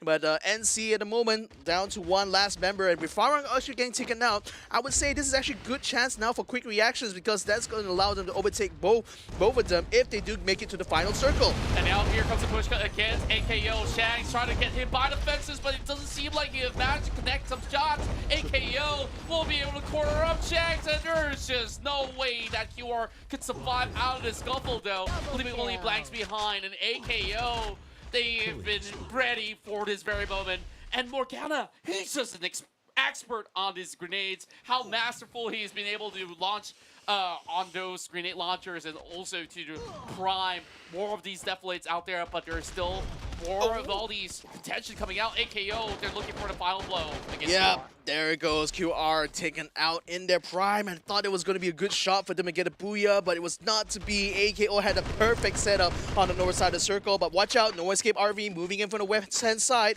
so AKO needs to try to reorganize here for this fight, but they're very focused on this battle that's going on between NC and Bloody Heads, and that might distract them a little bit because No Escape is sensing an opportunity. Now they're moving in closer. Now finally AKO realizes they're being ganked on, and now they turn around and try to fight it out. And AKO, they do have another grenade launcher by themselves, and here is RV trying to jiggle with it, but it's still the inside of time turn to turn it all around. Then they will eventually drop those. It's a quad. They get a triple for Fires as well. AKO, it's their golden time to shine and expand. They're also racing in for it. 11 kills on expand, 10 on AKO. Bloody Heads, they've got numbers on their backs as well. It's definitely going to be a triple threat coming in our way to see who will be the ones who walk away to Booyah. Well, the thing is that I think Bloody Heads would be an easier battle here for Auto Knockout, and in fact, you know, Bloody Heads being ahead of them in the standings means that AKO would want to take this fight anyway, so Bloody Heads caught on the outside there, going to use the glue wall and the fence to try to get some cover. Morgana hiding behind the loot box right now, but he has to watch out for throwables. That's going to be a good grenade there for Fires to take down Fiersu. This is looking quite bad right now. Another throwable is going to be sent their way, will finish off the Fusel. So this is already looking bad now for Bloody Heads. Caught out on the outside. AKO will be able to make quick work of them as Morgana facing so much fire now with the safe zone closing in around him as well. But in the meantime, Expand took this opportunity, got to the middle of the circle, got the high ground against AKO. So maybe AKO may not be able to get a booyah here, while they will still be able to take down Bloody Heads. Now they have to fight against Expand. And there's just a lot of all these names being sent right in. Walls and walls being put right through for the side of Expand, but they're going to be ruptured up. AKO coming in with a push of their own. And we're seeing members out of the side of AKO drop. And X-Roy, they come in with a push. Expand found themselves their third booyah of the day. They called the shot. Didn't manage to make it in the 4th game, but they did it in the 5th anyway. So that's 3 booyahs right now, and a little bit of a muted celebration, or maybe not. What's the message? What's the message this time? Show it to us, my man. Oh my god, are you making it so small? I can't read it, dude. Expand the font. We can't read it. I don't know what this is, but we'll try to see it. I can't make it out. Sorry, my man. I would love to be able to read out the message for you on stream, though. But okay, he's enlarging the fonts. Makcik bawang, ada nama ka? Tiada memakai pan. Apa yang hat-trick booyah? Siapa lagi kalah pekan? Expand. Okay. Okay. All right. I guess like they've thought it out too well. Like they know they're about to get it in the bag, so they prepared for this very moment where you say like, yeah, you guys can talk a lot of smack, but who's the one that can basically take 3 Booyahs? There's only one name, Expand. Yeah, exactly. Wow, I mean, this level of confidence they're displaying right now, I mean, you know, that's going to be the story, I think, for the regional finals. Like, AKO was the one who dominated the group stage. Now it looks like Expand will be the one dominating this regional finals here. And boy, what a dominant display it has been. It has indeed, and there's so much going on in the early rounds. Though Expand didn't really have the smoothest run. They did lose a member from the get-go. But ITX, though, the way that they've been able to handle battles was quite impressive. But QR was still 2 steps ahead of them overall. And QR did enter this round with about, 7 takedowns overall. And Axis, they were very consistent for past few rounds, but this time with them being caught into a very precarious situation where QR was also wrapping it around. So there's just not much of a space for Axis to be able to survive. Yeah, and you know, with Axis getting taken out, that means Quick Reaction should be able to move up the leaderboard quite rapidly here. And No Escape RV getting themselves in the mix as well. You know, they've been a bit quiet in those early rounds. They're perhaps underperforming a little bit, but finally we're seeing them actually show good form here. Maybe they just need a little bit of a wake-up call, pretty much, in this 5th round, and it certainly has worked out well for them. Bloody Heads as well, getting a good fight against Firearm means that they're going to be able to get some extra good points, hopefully getting themselves in the first page of that leaderboard. And in the meantime, you know, AKO, wow, finally we're seeing them actually come into form here. This was an AKO I missed here, Yeah, you know, exactly. in this today. Like, where have they been? I think, like, they've arrived perfectly on time to set up for tomorrow. At least they have finally find themselves overall. And it goes down to all the deflates that they do have left intact for their final battle. And that's how Bloody Heads got flushed out. They don't really have much walls left for cover. And Expand with sheer confidence, with that sort of push, have been able to create so much spacing to basically have angles to work for days against auto knockout. 22 points for auto knockouts, 27 points for Expand to further add to the lead that they have there. And with Farang and Axis Esports getting taken out much earlier on, that means they're going to be losing out on that on their top 3 spots very much here. Quick Reactions putting themselves on the board as well, 13 points, and Bloody Heads probably the biggest jump there, now getting 17 points. That's certainly going to allow them now to get into that top 5 for sure. NC also starting to get themselves into the fold, but though they still are a little bit lacking in terms of kills, but still biggest shock for me is AV Radicals eliminated early on. So has Geek Fam, so has Tactical Intex. What happened to these squads? We didn't even receive any sort of intel or a glimpse of AV Radicals, and it just happened a little bit too swiftly. So hopefully the final game they'll be able to at least pull a few more points back, or else I don't think like they'll be able to withstand what's about to happen for tomorrow, because yeah, sure, they've accumulated quite a few pointers from the past couple of rounds, but the damage, then the headshots, it's ridiculous. 25, this is the numbers that we've never seen before. I think it's the highest. I've never even seen 25 headshots throughout the group stage either. Expand is just on another level here, ladies and gentlemen. Tell me, in what other game could you basically get 25 headshots in a round? Like, I know, like, there's pop-off moments. I know that there are days where you could basically get, like, what, grade 5 headshots from maybe one of your teammates. You get a headshot. 25! Like, I mean, this is insane. Like, how do you compute this, Victor? How? Again, maybe like other teams are just struggling to survive on the map, and meanwhile, Expand is going around popping heads like popcorn. Yeah, I just love their logo because it's just a chart going upwards, like stonks. Yeah, going all the way up. Yeah, sure. There's like a slight dip and like all the way up. That's how it's supposed to be, like, right? Like, give one booyah away, we'll still get more in return. So, well, that's a lot of ROI if you ask me. So, I'm just looking at all these sort of great victories, and I guess like we just have to give it to the boys, and let's join them in for another quick interview with Ikuto. 3 booyah, apa kata anda? Kata. Biasa. Maksudnya kata apa ni? Apa pendapat, apa perasaan anda 3 booyah? Oh, pendapat. Bangga dan apa ni? Bangga lah. Bangga je lah. Simple. je. Okay. Adakah rasanya akan ada 4 Booyah hari ni? Ada. Ada? Last game. Oh, last game tu confident 4 Booyah. Okay, so Cobra, tadi kan dah 4 game korang main.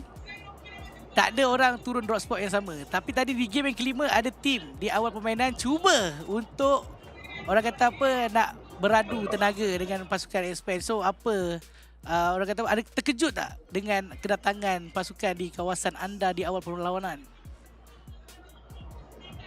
Sekejap. Tapi diorang tabrak untuk nak jatuh kita orang. Tapi diorang tak tahu yang diorang tabrak ni monster.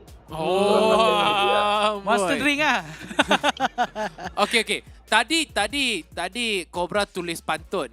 Yang Booyah yang nombor 2 tu Cobra tulis apa? Tak nampak? Tak, itu tutor launcher sebab kita launcher diri sendiri. Betul lah. Yang dia geram tadi tu. Betul, dia geram. Tapi ada chrono tadi yang backup. Hampir. Tapi mungkin kata-kata akhir daripada Cobra kepada semua peminat Expand 3 Booyah. Adakah ini sepertinya jaminan yang mana Expand akan pergi ke Jakarta ataupun jaminan yang Expand akan menjadi top 3 sebenarnya? Kata-kata akhir. Okay. So, minat kita orang dan mak ayah kita orang, siapa-siapa yang support terus untuk kami ke Jakarta nanti, Indonesia. Kita boleh dengar dekat belakang tu seronok dia orang berdengar live balik dengan suara kita mengulas. Jadi terima kasih Cobra dan semoga berjaya untuk mendapatkan 4 Booyah. Kuadra Booyah. Seorang satu lah kan mula-mula tadi tu fast. Itu Roy, Cobra. Lepas ni dia excel kan? Excel lah. Kesian dia tak dapat bercakap. Baik, terima kasih Cobra dan terima kasih pasukan Expand. Semoga berjaya untuk perlawanan seterusnya.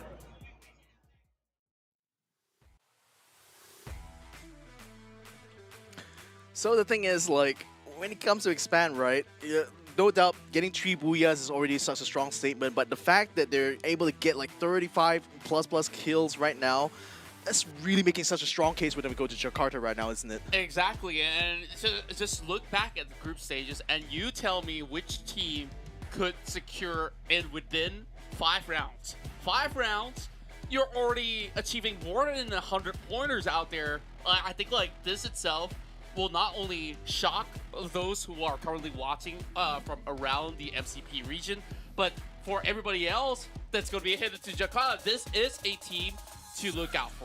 Indeed, ladies and gentlemen, we've got one more match to play for this evening, and it's going to be one where we're going to see whether or not we'll be giving a 4th Booyah from Expand or will someone else step on the plate, but we'll only find out after the break, so don't go away. The Snapdragon Pro Series is brought to you by Snapdragon Elite Gaming, Monster Energy, and Kalahari Shop.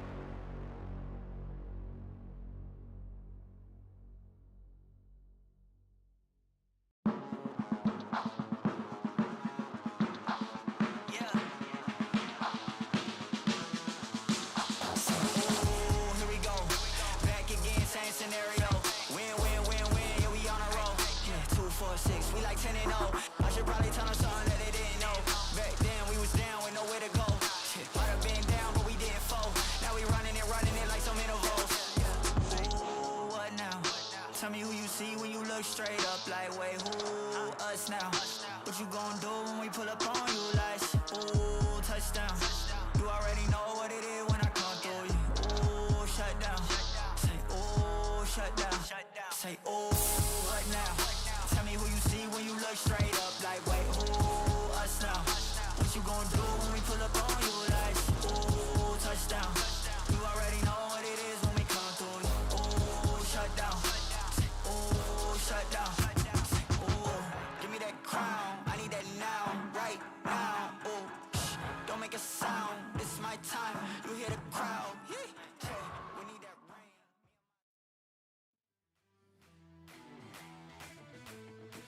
And here we are to the 6th round and the final one for our Saturday run. But tomorrow there's going to be a whole lot more going on. Well, I hope you stick with us here because we got one more Booyah to offer. It's Victor Cax on my right, and of course, it's Contra here.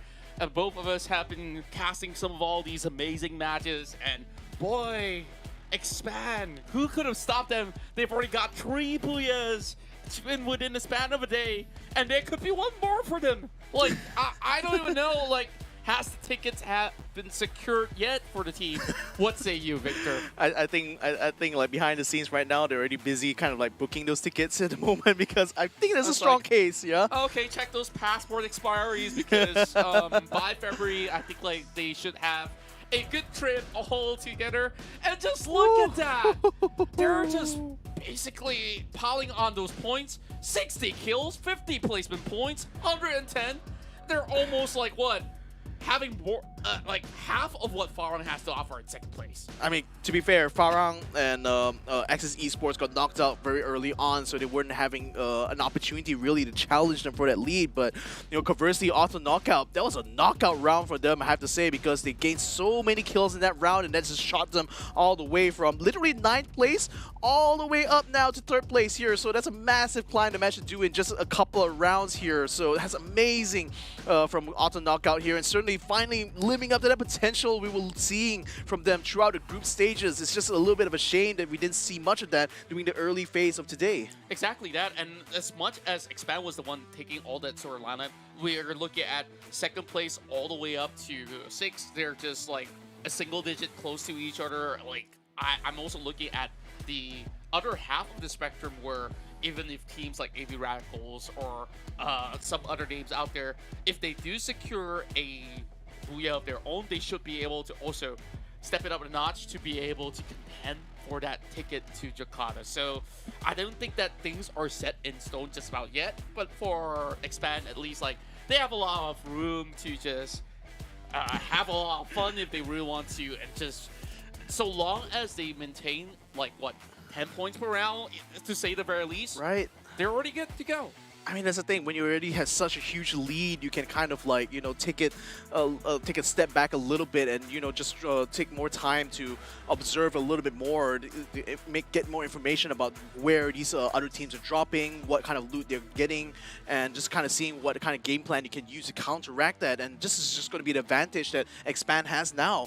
So, I mean, again, the groundwork that they're laying here today is certainly going to make a strong case for them to stay in that top 3 even after tomorrow. So that's going to be really exciting to see here, ladies and gentlemen. But nevertheless, with AV Radicals kind of like dropping the ball a little bit, you know, I think like they're also conversely not really facing as much resistance, I think, as they expected coming to this competition. But nevertheless, ladies and gentlemen, let's go ahead and jump now to Kalahari. This is going to be the 6th and final game of the night here. Let's see how this will turn out. Yeah, and we're already getting a little bit of action between AV Radicals as well as QR on the northeastern region by the council halls. So, as per usual, inside of the blue zones, we're seeing a little bit of a contest for those early drops. And we got a new kill leader on the pack where it's just going to be a no escape, getting some pointers back in. But between QR as well as AV Radicals, it doesn't seem like they have managed to get rid of things. Wide. That's going to be the first one to be taken out. That's really bad positioning there for AV Radicals. Conversely, for QR, they already have this area pretty much, you know, on having set up a nice crossfire there. So it was pretty much suicide for anyone who decides to walk through that door anyway. And AV Radicals facing even more pressure on the outside as well, with some good shots sent out by QR Radicals. It's certainly going to force AV Radicals to rethink their strategy right now, because they're going to be forced to peel around the side here, hoping to not encounter any flankers from QR, who in this case is going to be blank right now, is trying to go up close and personal with Tsunamo, but Tsunamo will be able to get a jump on him a little bit. Not able to get knocked down until just then. Okay, finally we'll be able to keep him in place, and we'll finish him off with that Tommy gun. Now, they will have already drawn blood there, but can they continue to fight on though? Because it looks like Axis wants in on this party too. Oh, things are looking quite rowdy as Axis are taking a slower approach as compared to the rest of his team. And now that some of them have been battered and bruised, things are going to look quite great for the rest of Axis to now sweep right in.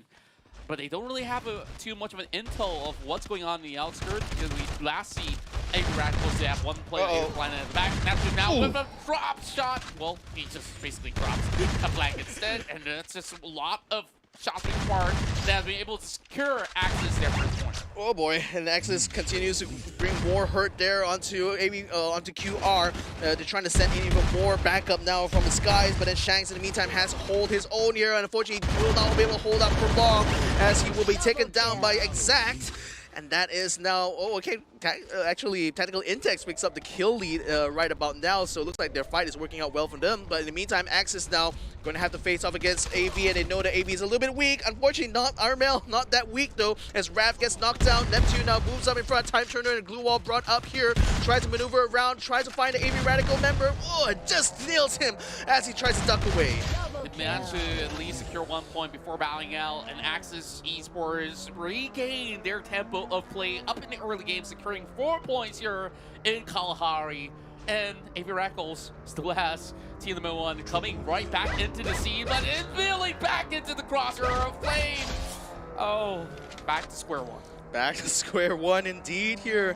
But AV Radicals was able to buy back one member, and it will be able to buy back another maybe, but Flame 7 is going to get caught out here by 1-1 on the top side. Exact's going to try to hit him back, but the shield pops up just in time here for 1-1. He's going to stick around a little bit, see if he can get another angle, but he's all alone now. Axis still has 4 members up alive, so he has to try to play this very tactically right now. He does have the high ground, but how long can he stand? They're just blocking the buy area as well. They know that there's no way that they can basically get those revives off, so he has to climb out of that high, what I wouldn't call a hill, but a rooftop. Yeah, he's already down to the ground though, so 1-1, a little bit hurting as well. I don't think he has any healing though, so this is actually, yeah, he doesn't have any healing whatsoever, so he's just really trying to hold out, hoping to get at least 1 elimination point.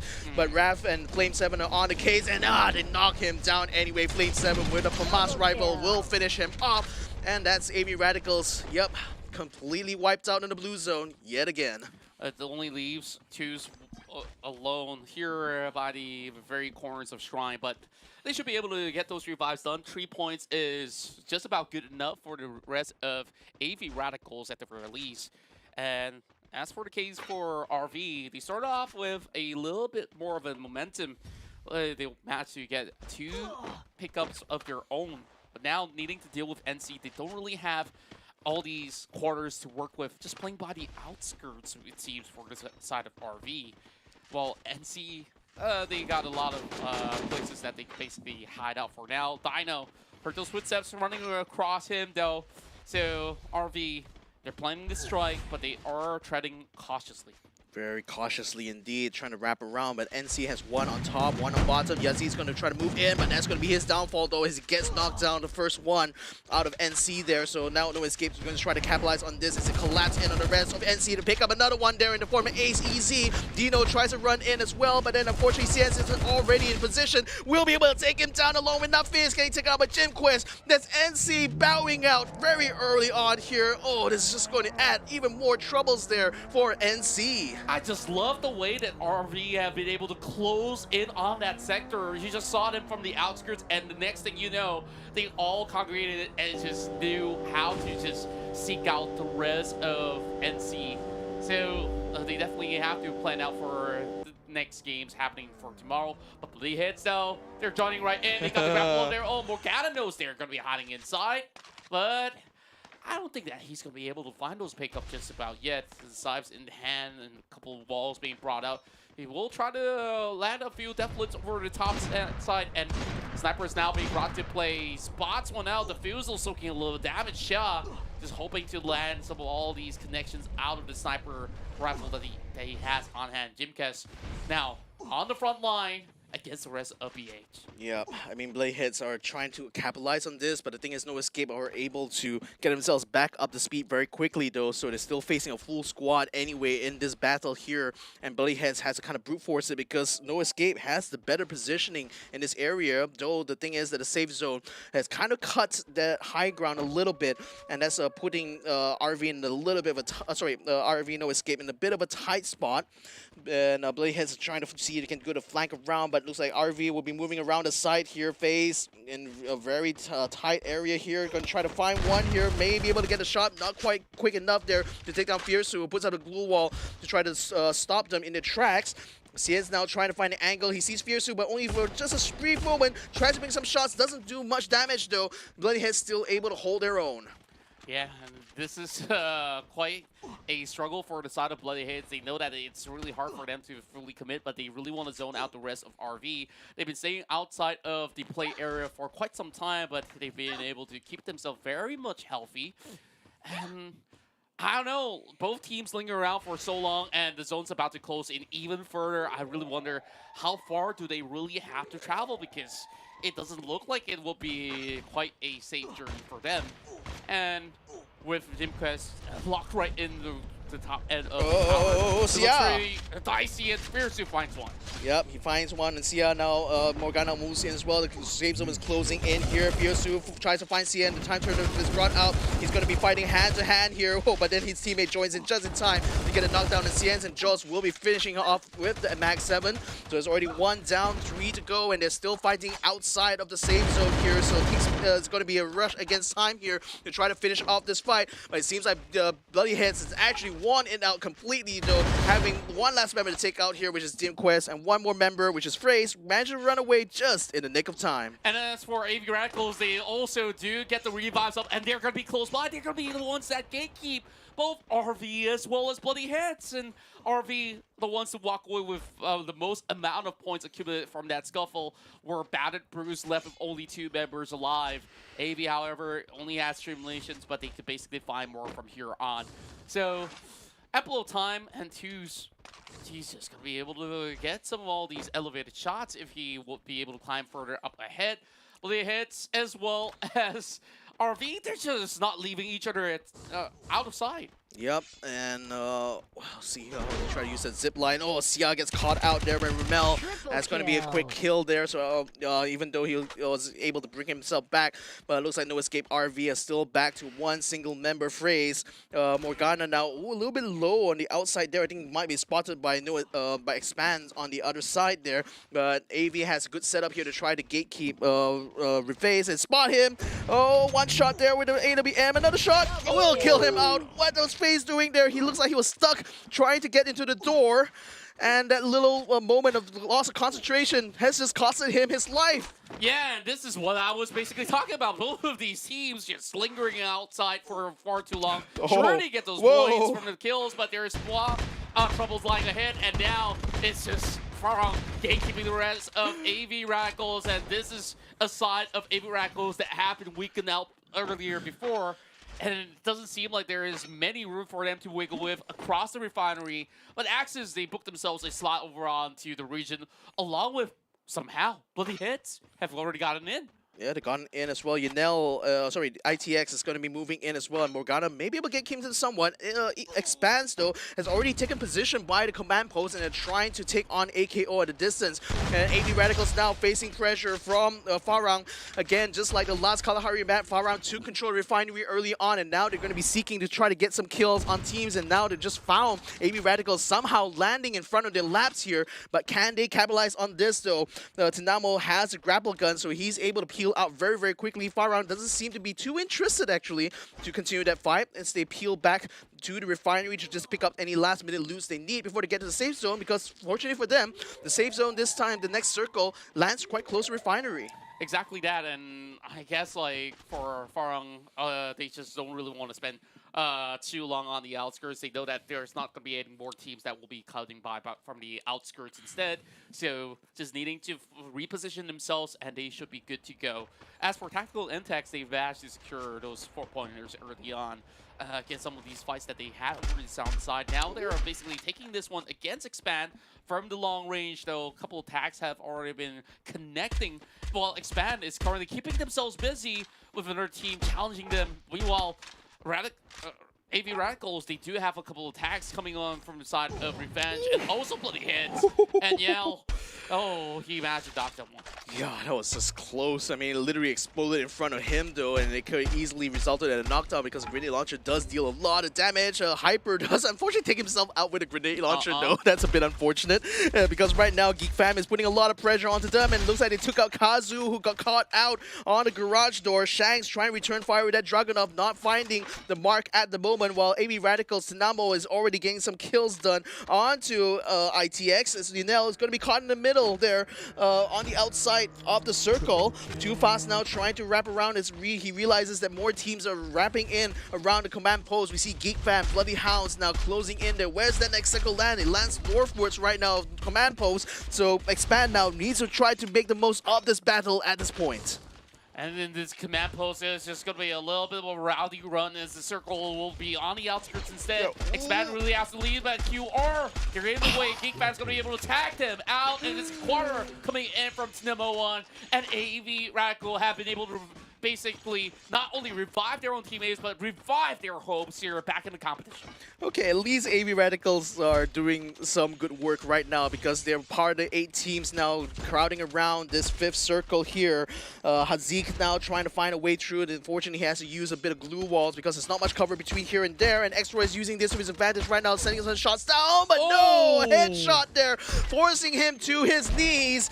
And now Hakimi is going to be able to open a gap now to allow Geek Fam to rush into that next circle. Will they be able to overrun Expanse at this point, though? In the meantime, on the northern side, AKO going to be gate-kept a little bit by the QR quick reactions there on the northern side. Expanse still trying to hold their own here as Geek Fam moves in. There's a member of Bloody Hits as well around the corner. Can they spot him? Yeah, they didn't find him. Morgana gets taken out, and Bloody Hits gets taken down at P8.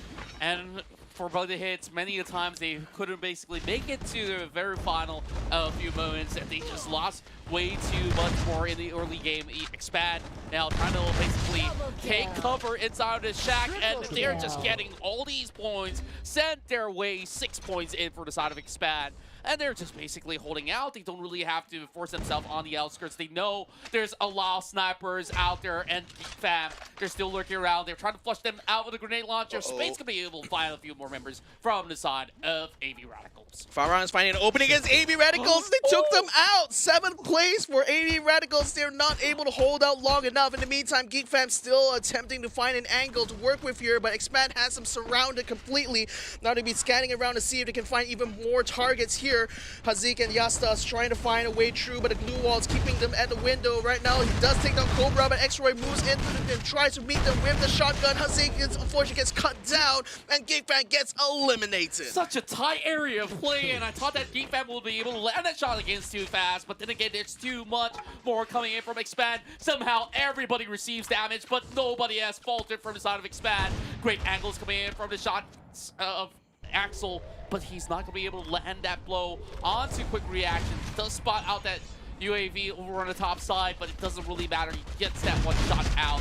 Cobra now clears the pathway, and he will try to open a little bit more room to now challenge against QR. Safe zone is closing in now onto that circle. Oh, look at how open that was. It's empty. There's no cover at all. Hope you guys stocked up on those glue walls because you're going to need it into the final one. So they have to make the most of this. But Expanse are getting caught out here because Farang is putting a lot of shots there. They actually have a higher ground compared to everyone else here, and that's allowing them to put down a lot of suppressive fire on these other squads. Shanks is already caught out there by Flame 7. Axis Esports doing some good work on the northern side, and he getting takeout, auto knockout, with Zen OP getting eliminated outside of the safe zone. And there's just so little spacing for them to work with, and Axis was the only one that could basically challenge some of the players outside Farang. Now they do send the grenade launcher directly on the QR. Let's onto Hyper, then there's only going to be one more left, and that's Shanks. He doesn't really have much HP to work with. Farang now with a triple kill, and they've already been able to wipe out the rest of the top squad. Expand off the game. Jembo with the grenade launcher taking out Expand as well, so 3 teams now remain. It's going to be Farang, Axis Esports, and 1 member of Quick Reaction, so that's certainly going to be a lot of placement points they can play for, but unfortunately that member is going to have to wait out this battle between Axis and Farang, as Farang now goes in. So with them, Quick Reactions unfortunately gets caught out by Shanks, gets caught out there by a sniper shot, so it's Farang versus Axis as it collapses each other, putting out as many glue walls as it can, trying its very best to get some cover. Trollables coming out as well, knockdowns all around. Jembo gets taken down with the grenade launcher, and Axis gets themselves the booyah. Quite the ending here on the very final round of day 1 of the grand finals here. And well, it's not the grand finals yet, but it does feel like it. Axis Esports finally have secured themselves the win. And they are just absolutely overjoyed. Oh yeah, dust that off the shoulder. It was no big deal here, as is you just only nailed the booyah here. Oh, the 5th team now to have a booyah in their hands. Oh, sorry, I think that's a 4th team actually that's got the booyah in their hands right now. So that's going to be certainly a good performance now for Axis to get themselves up to the top 3, but it's still a long way to go here, ladies and gentlemen, because we still have another day to go. Yeah, and we're just seeing impeccable performances out of so many of all these Malaysian teams overall heading into this whole series. And so far it's been a win for Farang, multiple wins for Expand, and now finally Axis Esports, after a lot of hard work and also a little bit of upsets, they started off really strong by Council Hall, and I think like they've been able to also wrap things around relatively quietly heading into the mid game. But on the final strike, I think they make 0 mistakes. Yeah, and again, they played it extremely well given how much pressure they were facing for AV Radicals early on, but they dissected this squad so handily inside that blue zone that it seemed like they were going to be, you know, getting to that final circle or bust. But speaking of bust though, NC, what happened to them in this fight against No Escape? Because I thought they would be a little bit stronger than this, but unfortunately getting caught out early on meant that No Escape capitalized massively out of that. Unfortunately get cut down at 10th place though, because they were a little bit weak coming into that next circle. In the meantime, Geek Fam, you know, managed to get some good shots against Expanse, and I'm not too sure which squad exactly was one who put the final blow onto Expand there, but it was surprising to see that they weren't able to make it to that final circle because they got cut down at 4th place. Now in the meantime, Geek Fam, yep, this is where they got taken out by Expand here, but Farang, things worked out so well for them. Not only they had the high ground, but they were able to just drop shots there against Expand. Yeah, I guess it was Farang that took out Expanse there before they were able to get to that final circle fight, and you know, it's really down to both Axis and Farang here to try to fight it out. I think in the end though, it's just really more about how quickly you can react in this kind of chaotic situation, and the throwables just had to be on point. And you know, 666 Raph, again with that grenade launcher, he's an absolute god with that tube. Yeah, and we've already seen how many players here are wielding that grenade launcher by the very end. Even Farang has a couple of their own, but then again, the reload time takes, you know, some say 200 years for you to get there. But I think like for Axis Esports, they just basically have so much of all these good stocks left available heading to that late game, and they managed to secure themselves 22 points to close out the round. Farang, meanwhile, with 17, Expand still managed to put those big numbers back, 15. They're just making it so hard to chase up to them. But then again, it's a great round for AV Radicals. After 2 rounds of upsets, I think like this is sufficient for them to slowly find their way back. Yeah, I think for Farang as well, you know, the extra points they get will mean that we'll be able to close the gap somewhat to Expand, but I think there's only like, what, 2 points. So that's still going to be a long journey for them because Expand still has at least a 40-point lead. And Axis Esports, only 4 headshots right of fight. I was expecting a little bit more, but then again... They were using tubes. Yeah, they were using... Yeah, fair enough. They were using mostly tubes there, so that's why the damage is still over 7,000 points. But nevertheless, though, efficiency, I suppose, for Axis Esports because that still won them that booyah. Exactly, and I think like so long as you can basically land that killing blow, that's all that matters to get them yourselves ahead. And I felt like one of the most important pushes that they had was actually in that early game where they were fighting around the council. And after taking out some of these players, like AV Radicals, I believe that have given them all these high-level loots that they needed. And anyways, we finally get ourselves an interview with Axis Esports. Secara overallnya untuk hari ini, apa yang Neptune boleh katakan tentang prestasi Axis? Prestasi kita orang hari ni, kita orang cuma kurang kill. Setiap game tu kita orang cuba untuk agresif, tapi tak, makin lama makin menaik, cuma tak mendapat. Kita orang nak game kita orang fokus agresif tapi tak dapat. Macam tu. Nampak memang tak menjadilah. Asyik nak cari, asyik nak cari dah tak ada. Asyik nak cari dah tak ada. Dah tak ada macam tu. Placement sahaja. Okey. Macam mana pula komen Neptune terhadap persembahan Expand untuk game yang pertama ni? Persembahan Expand untuk game pertama tu hari memang, pertama. Hari pertama. Expand hari ni memang konsisten dan memang diorang punya memang all out lah. Diorang main all out. Memang apa, siapa ada depan diorang dah matai. Gitu. Jadi, adakah Axis masih lagi yakin yang Axis boleh jadi top 3? Kerana sekarang ni, semua dapat-dapat. Auto Knockout, Farang, Axis, AV Radicals, Geek Fam, semua dapat-dapat. So, macam mana perancangan untuk hari esok tu? Esok, perancangan untuk esok, kita orang pun sama juga. Bergantung kepada Rashid, coach. Untuk top 3 tu, insyaAllah kita orang akan cuba yang terbaik. Dan semua benda tak mustahil bagi kita orang. Jadi soalan saya seterusnya lah. Ini soalan yang simple. Apa komen anda sekarang ni dekat Blue Zone dah ada 2 pasukan? AV Radicals dan juga Quick Reaction, yang mana Axis datang tepati dapat 6 mata penyingkiran. Jadi agaknya kenapa ada berlaku perebutan Blue Zone? Sebelum ni tak ada. Sebelum ni sebab kita orang pun macam AV ni tak boleh jadi ada orang perang. So kita orang pun nak kena join lah. Bagi ada Malaysia juga masuk. Macam tu. Okey, kata-kata akhir Neptune kepada semua peminat Axis dan juga peminat Neptune sendiri. Untuk semua yang mana tengah menyokong Esports tu, kita orang akan cuba buat yang terbaik. Dan terima kasih sebab support kita orang. Doakan kita orang untuk layak top 3. InsyaAllah.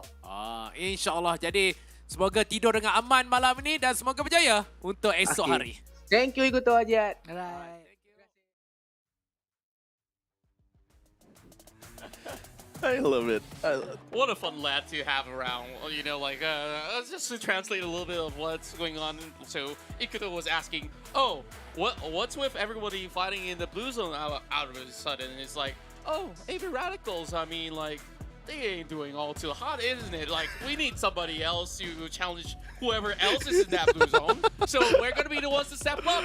And yes, they did. And now Axis Esports with the Booyah, they got themselves up on second place. Yeah, I think at this point right now, the second place and third place seems to be mostly reachable for everyone on the first page of the leaderboard here, because Expand continues to expand their lead right now, pun intended, up to 225 points, and that's very much still keeping them twice the amount of points of the second place, whoever's in second place right now. So at this point right now, it's going to be literally their competition to lose right now, you know. And I think given the consistency they've shown so far today, I don't expect they're going to be dropping many games tomorrow itself.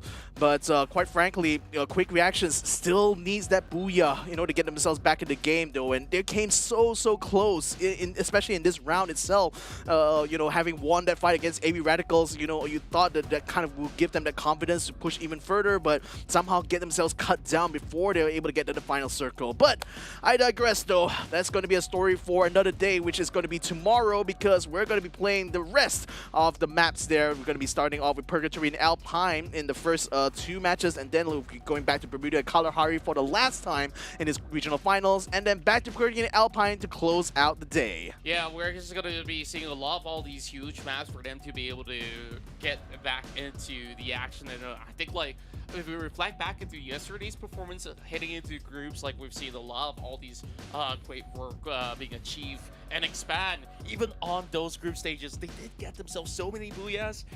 I think, like, overall, this team just shows no signs of stopping, and, like, there's no dip of performance after all. Like, even if they don't secure this Booyah on that final round of Kalahari, it didn't really matter because they still managed to get those 15 pointers out there. Yeah, and you consider the fact as well that if Expand continues to get even more Booyahs tomorrow, that's less Booyahs than the other teams can get, so they're just going to be suppressing everyone else on that board even further.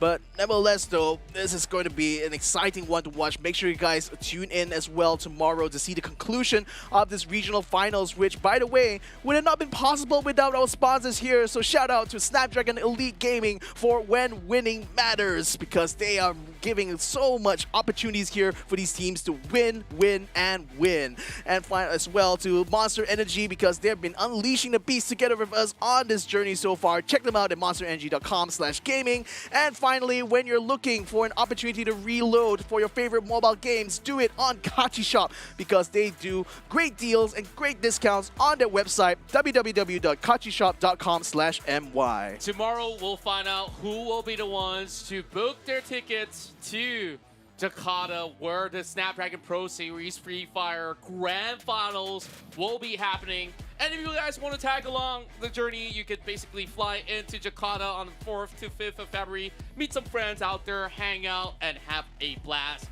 And lots of Booyah. Or you can also hang out online and just watch it from the safety of your own home. Yep, indeed you will.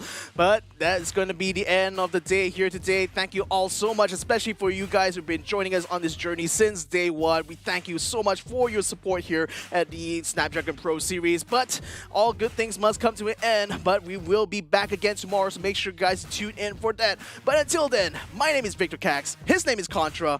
We're going to be bringing you more action for Free Fire tomorrow, so make sure you guys stick around, and we'll see you guys in the next one. So until then, good night and good luck.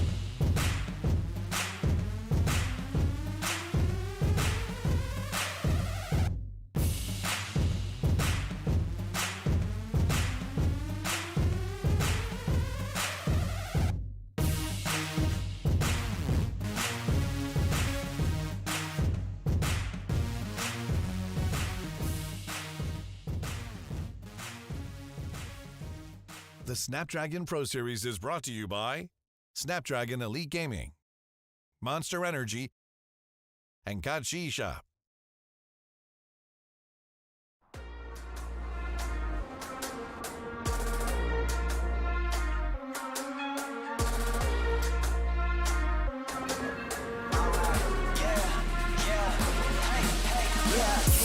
Won't stop going till a player on top know it. Rooftop penthouse suite. If you really want it, gotta own it. Fire through it, we was at the lowest. Blood, sweat, tears, the components. Riding all year, now's the moment. We are not friends, we are opponents. Yeah, I'm coming for mine. Yeah, I'm making a play, the game on the line. Yeah, I've been on the grind. Yeah, I jump in the spot, I made it my time. Yeah, look in the sky. Yeah, the stars align, no shade to shine. Can't stop it already. Emotional work and devotion, we put in this time. Look.